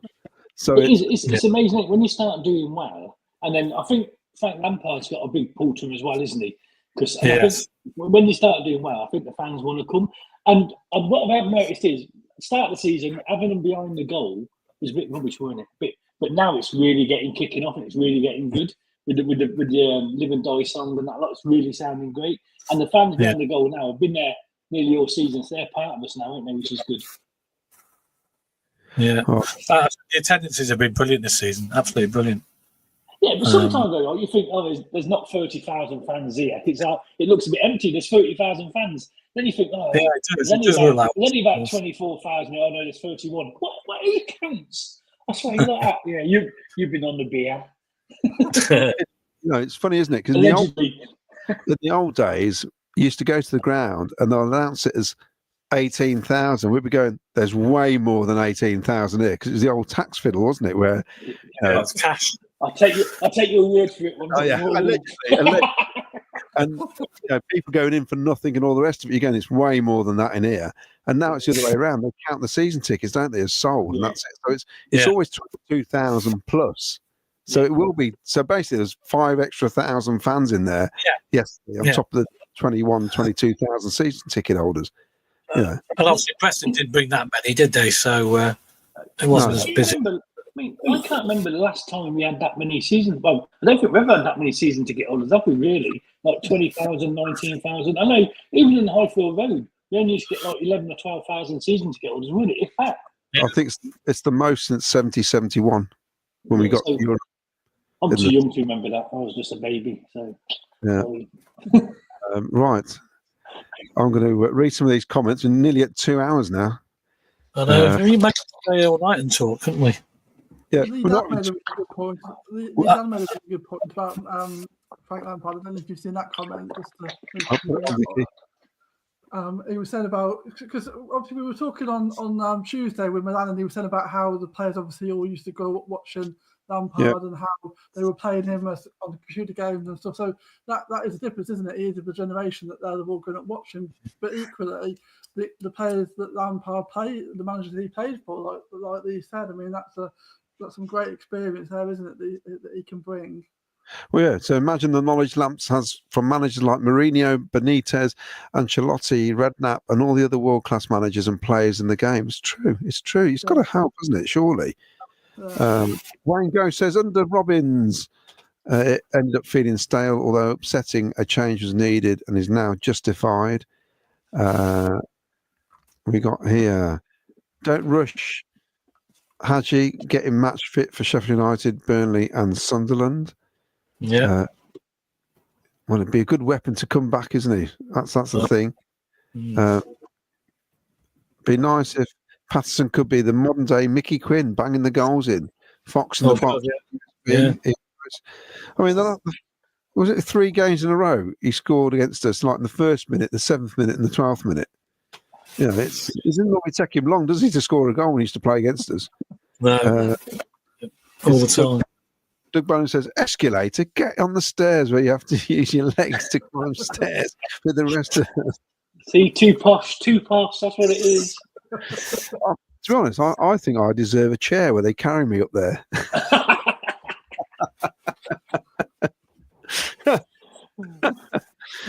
I'm sure Doug can arrange it, surely. I'll get Ashley's chair for you. Just press the button and be right. And like I said before, the guys and the men and women who got the boxes up there, they're not cheap. They are not cheap. No, they're really expensive now, aren't they? He took income in, didn't he? And he sort of doubled the price, didn't he? For a lot of companies. Yeah. He made Cov City a business, didn't he? And he made it running correctly. So, like, some of the boxes were like $5,000, weren't they? Where really 10 of your mates had just paid for a season ticket and go in the box. So what he's done is right, but he didn't go, did he? He didn't go, okay, let's go $5,000 to $6,000 or $7,000. He went, okay, let's go $5,000 to $25,000. And then so that's what he did. And I think doing it that fast, took a lot of fans. Yeah, that took a lot of fans out of the equation then, didn't it? And it's going to be businesses that can only afford that amount of money. Only people like Claudio can get that, you know what I mean? Yeah. The problem is as well, I think, like I was saying, people have the box, and a lot of the time there's businesses in there and they entertain, so they spend money because it looks a bit embarrassing, isn't it, if you just offer them no drinks and food and stuff. But a lot of people were buying them, clubbing together, getting a season ticket, and just having the free tea and coffee.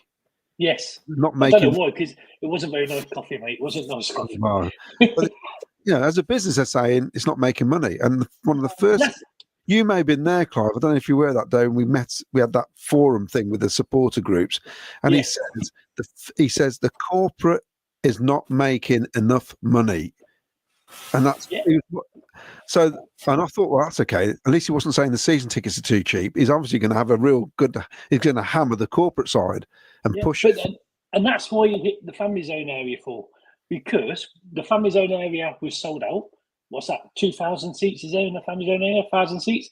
But some days the kids didn't go, just the adults. So he wasn't making money on pop or anything. And I think what I read between the lines is that we got a better deal now with the CVS with what we sell and what we get back. So the food and that, I think we get a bit bigger percentage. And I think if no one's spending it, you're not going to reap the rewards, are they? And I think that's why you said about the family zone. We need to have the kids there and the families there to make it work. And he's got some things wrong, but he has got some things right. So you have to give him the guy his due. Yeah, well, and he's corrected his mistakes on occasions, hasn't he? So if he did wrong, he's gone and said, okay, we'll look at that again, sort of thing. So So do we need to talk about the goal we conceded? It's offside, I think. Offside? I think we all agree it's offside, don't we? Yeah, I thought it was. I've seen this image. Every time I look at it, it's offside. I've no other explanation to it. It was the linesman's fault, I think. So there you go. And then he started flagging for things that weren't offside, so it's hilarious. Yes. Ridiculous then, didn't it? Absolute joke. Absolute joke. Embarrassing. Nearly as bad as the penalty that was overturned in the Everton match. That's another thought. Yeah. I'll let you announce this bit, Ken. I'll put the here we go. Oh, not that bit. This one, sorry. Yeah, like and subscribe. Everybody out there who's sending messages in or watching us or listening to us back, just make sure you press that subscribe button because it's free of charge, doesn't cost you anything. And it's all it comes in handy for us because we do appreciate it. Thank you very much to get our subscribers up. So remember to do that. Also, coach travel from Big Travel. If you're going to go, if you're lucky enough to get a ticket for Oxford, then you can book on ccfctravel.co.uk and get your coach travel from there. They'll take you in style to the away matches, and also Big Parking provide home and away parking to several grounds. So if you again go on coventryparking.co.uk, you can get a list of all the games and prices it would cost you to park your car at the CBS or most of other grounds in the country as well. You can book parking with them as well. So it really is a good safe parking area and company to book with. So there you go, coventryparking.co.uk. Competition, Claudia, can you remind us the competition? How are we getting on? Oh yeah, the competition. If you've got us twice, you've about it. Ken, when we started this program, I didn't need a shave. I need a shave now. It feels like it's gone on forever. Not that I don't mind, because I'm enjoying it. And it's like a lot of people, because when they stop and talk to us, I think, well, yeah, I understand how you feel, because Caroline doesn't want me talking about Coventry City. She prefers I spend 2 hours talking to people who actually are interested in Coventry City. She doesn't give a monkeys, basically, unless she's at the ground. But I got to say, I came in last night. She went, "Oh, I did see you winning 2-0, and then it went to 2-1." So she does look at the results and stuff, and she knows what's happening. So only 7 Coventry City managers have beaten Preston post-war: Frank Lampard, Harry Storer, Gordon Strachan, Jimmy Hill, Mark Robbins, Ian Dowie. I definitely was at 1, 2, 3, 4, 5 of those games. So, who was the 7th manager, Vicky? The correct answer is Eric Black. Oh, did you know that? Did you know that, Clive? No, I thought it was Stephen Presty. For some reason, I thought Stephen Presty did it, but no, Eric Black. Why did we ever get rid of Eric Black? Eric Black, who I think, correct me if I'm wrong, but I think Peter Reid replaced him, didn't he? Yeah, did he? Big name Charlie, wasn't it? Yeah, not like Frank Lampard. Why do you keep employing him for? Hey, why do you keep employing Frank Lampard? That's a different show, Clive. We can't do that.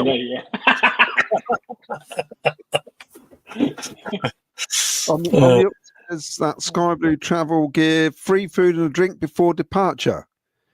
Sky Blue Tavern Travel, if you want to do away games. On the up, that's Martin and Tony deal with that, don't they? Yes, I do, yeah. On Tuesday night, I'll be doing a podcast with Jim Brown, History Podcast, and we've got David Cross, the ex-player, coming on. And I said on Thursday, he scored an opening day hat-trick against Everton, and he then scored a closing day hat-trick against Burnley, the only ever player to do that for Coventry City.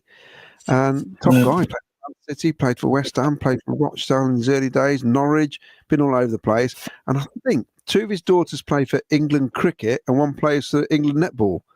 So, so we'll be on, and we're going to film it. So we'll put that out as a, you can see that as well. Chris Foster, I've just seen this. I had to read this. Peter Reid, I remember, was every time the Sky Blues played worst manager ever. Not far wrong. We need to do the winner of the competition. We've done the answer, we've done the winner. No, we're going to do the winners now. I'm going to ask you, Vicky, have we got any winners? Yeah, there's 8 people got that correct. How many? 8. Is that including Brian Tully? Yeah, including Brian Tully, yeah. So we're going to number them 1 to 8, and then Clive pick a number. Yeah, so if you number them, Vicky, then we'll get Clive to pick a number. How about that? And then also, while we're waiting for that, there's a nice comment here about my internet, which was good. Where is it? It shows about congratulations to Ken's internet tonight. Thank you very much. It did working so far, so good. Don't speak too soon. We ain't finished yet. Can I just say thank you to Dave McKee? He said, "Hi Clive, how's your health?" It's a lot better, thank you. I'm getting there. So Hope I'll be full time soon again. So thank you. So someone asked an hour was, so I've been poorly. So yeah. And how are you feeling? You're just fine now. You back up and running. I'm getting better. So I'm still not 100%, but I will be soon. Hopefully, touch wood.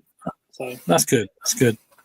Yeah, it's important to look after your health, mate. That's the main thing, isn't it? Yeah. Everybody needs good health. So hopefully, you'll be up and running good.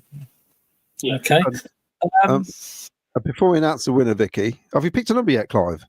Oh no. Oh, okay. What's it between 1 and 8? Number 3. Okay. Before we announce it, Vicky, this isn't the prize, by the way. This is my 50-year-old scarf here. Look at that. Oh, 50. Oh, it's got the Admiral badge on. They got the players on the back. There's David Cross there. That is on there, and it's got in the days we could smoke in the ground. There's a fag burn. Look, that's not me because I'd have been 10. I wasn't smoking. It was a bloke next to me. Well, he used to smoke a great big fat cigar every game. That's what I remember. And the other guy next to me used to smoke a pipe. I mean, how on earth I'm still here? I don't know. It's really actually right. The man behind me had a cigar. I mean, it's just weird. That's what you grew up smelling, that smoke, and now obviously this isn't like that at all, is there? It's just marijuana. That's all I can smell in some games. Allegedly, coming from the family zone. No. Anyway, who's the? That was just Rob Nichols. He's big, he's round, and he scores at every ground. Mickey Quinn. Remember that song? Yeah. I think he was fat. He's round, really. Well, not big. Yeah, that's not what the opposition fans used to sing.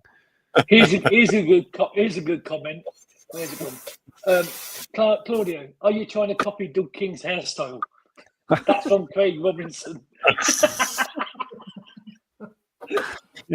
I'm just jealous you got hair.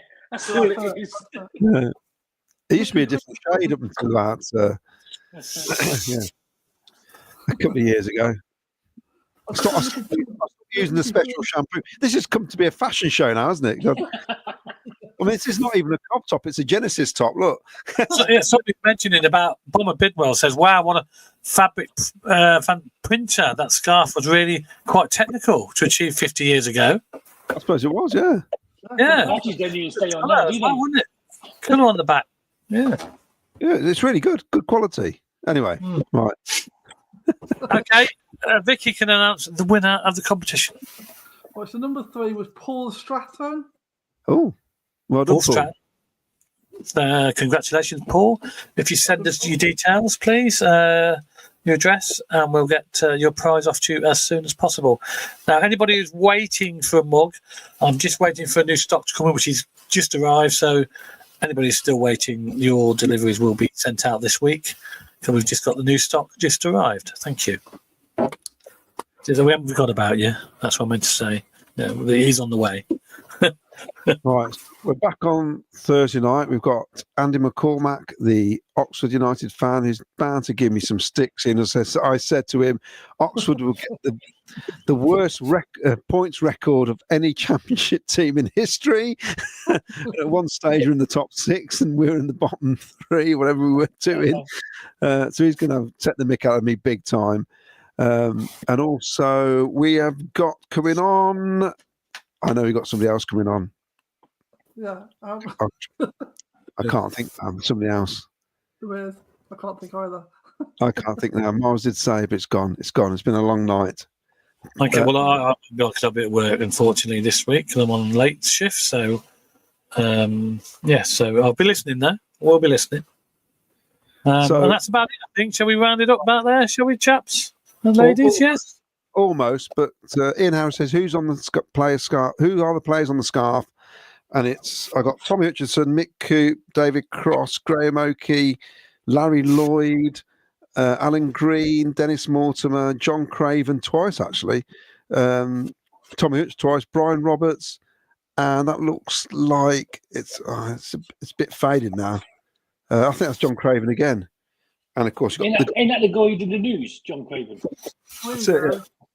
And they got the team as well. Look, there you go. There you go. Yeah. Lee Beckett's reminded us who's coming on Thursday. It's a view. Oh, thank you, Lee. Thanks, Lee.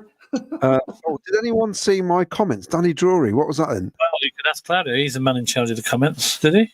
Oh, Danny, quickly, Danny, what was your comment? That was nice.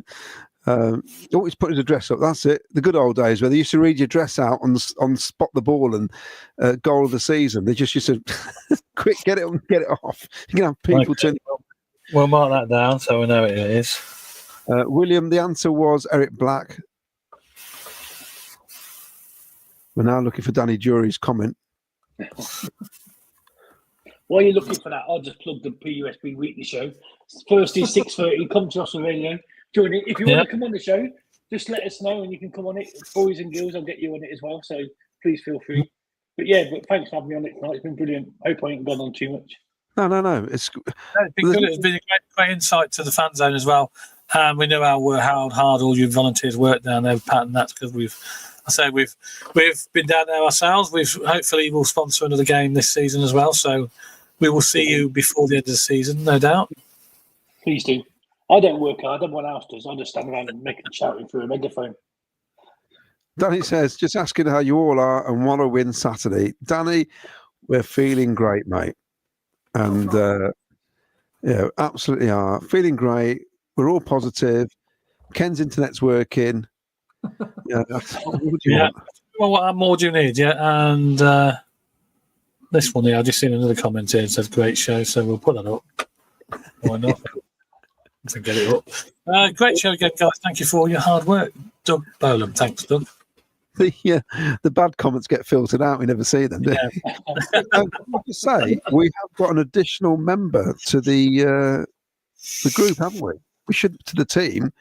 Yes, young Jack's joined us from Leamington and Warwick Supporters Club. He's going to do a lot of work behind the scenes and stuff, and putting our stuff on social media and stuff, and making it available for everybody to watch and listen. So, thank you, Jack, for joining the team, and thank you for your hard work so far.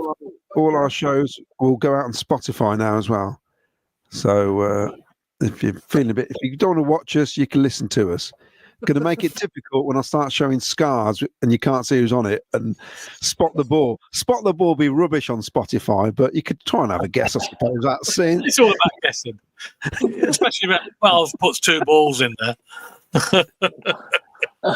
When you come through half a joke, you're thinking, "Oh, two balls. I'm not getting in this conversation." Fads, this is a great show, all, and the first time I've dialed in. Just subscribe. Well, thank you very much, Fads.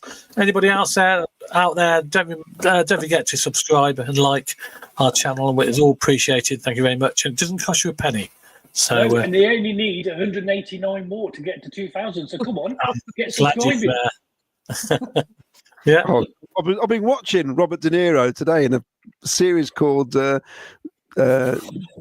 Zero or something like that. I fell asleep halfway through it, but. Here we go. Constipated. I'll do Al Pacino. Say hello to my little friend. That's it. Couple more Jack's a great addition to the deck. On the back of the deck, Bob and Bobwell.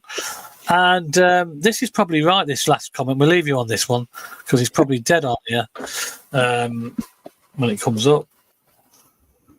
It's going to come up, this comment. Oh, no, that's not it. It's about the longest show. It is. It's the longest show you've ever done, and I think that's about right. It is right. Should we go? Shall we go? Yes. Thanks very much for listening. Thank you very much, Claudia, for coming on as normal.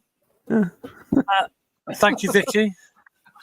And of course, thank you, Clive, from the Fan Zone and CCFC supporter. Thank you very much indeed for the insight on the hard work all you do.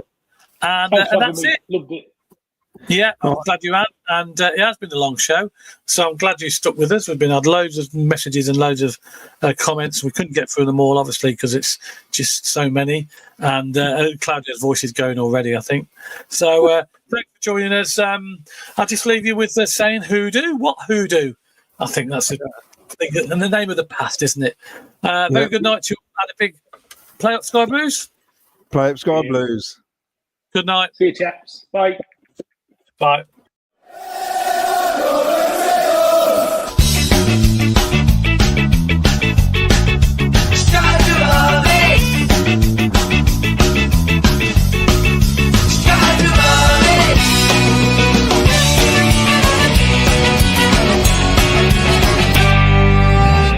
Sky Blue Fans TV, for the fans, by the fans.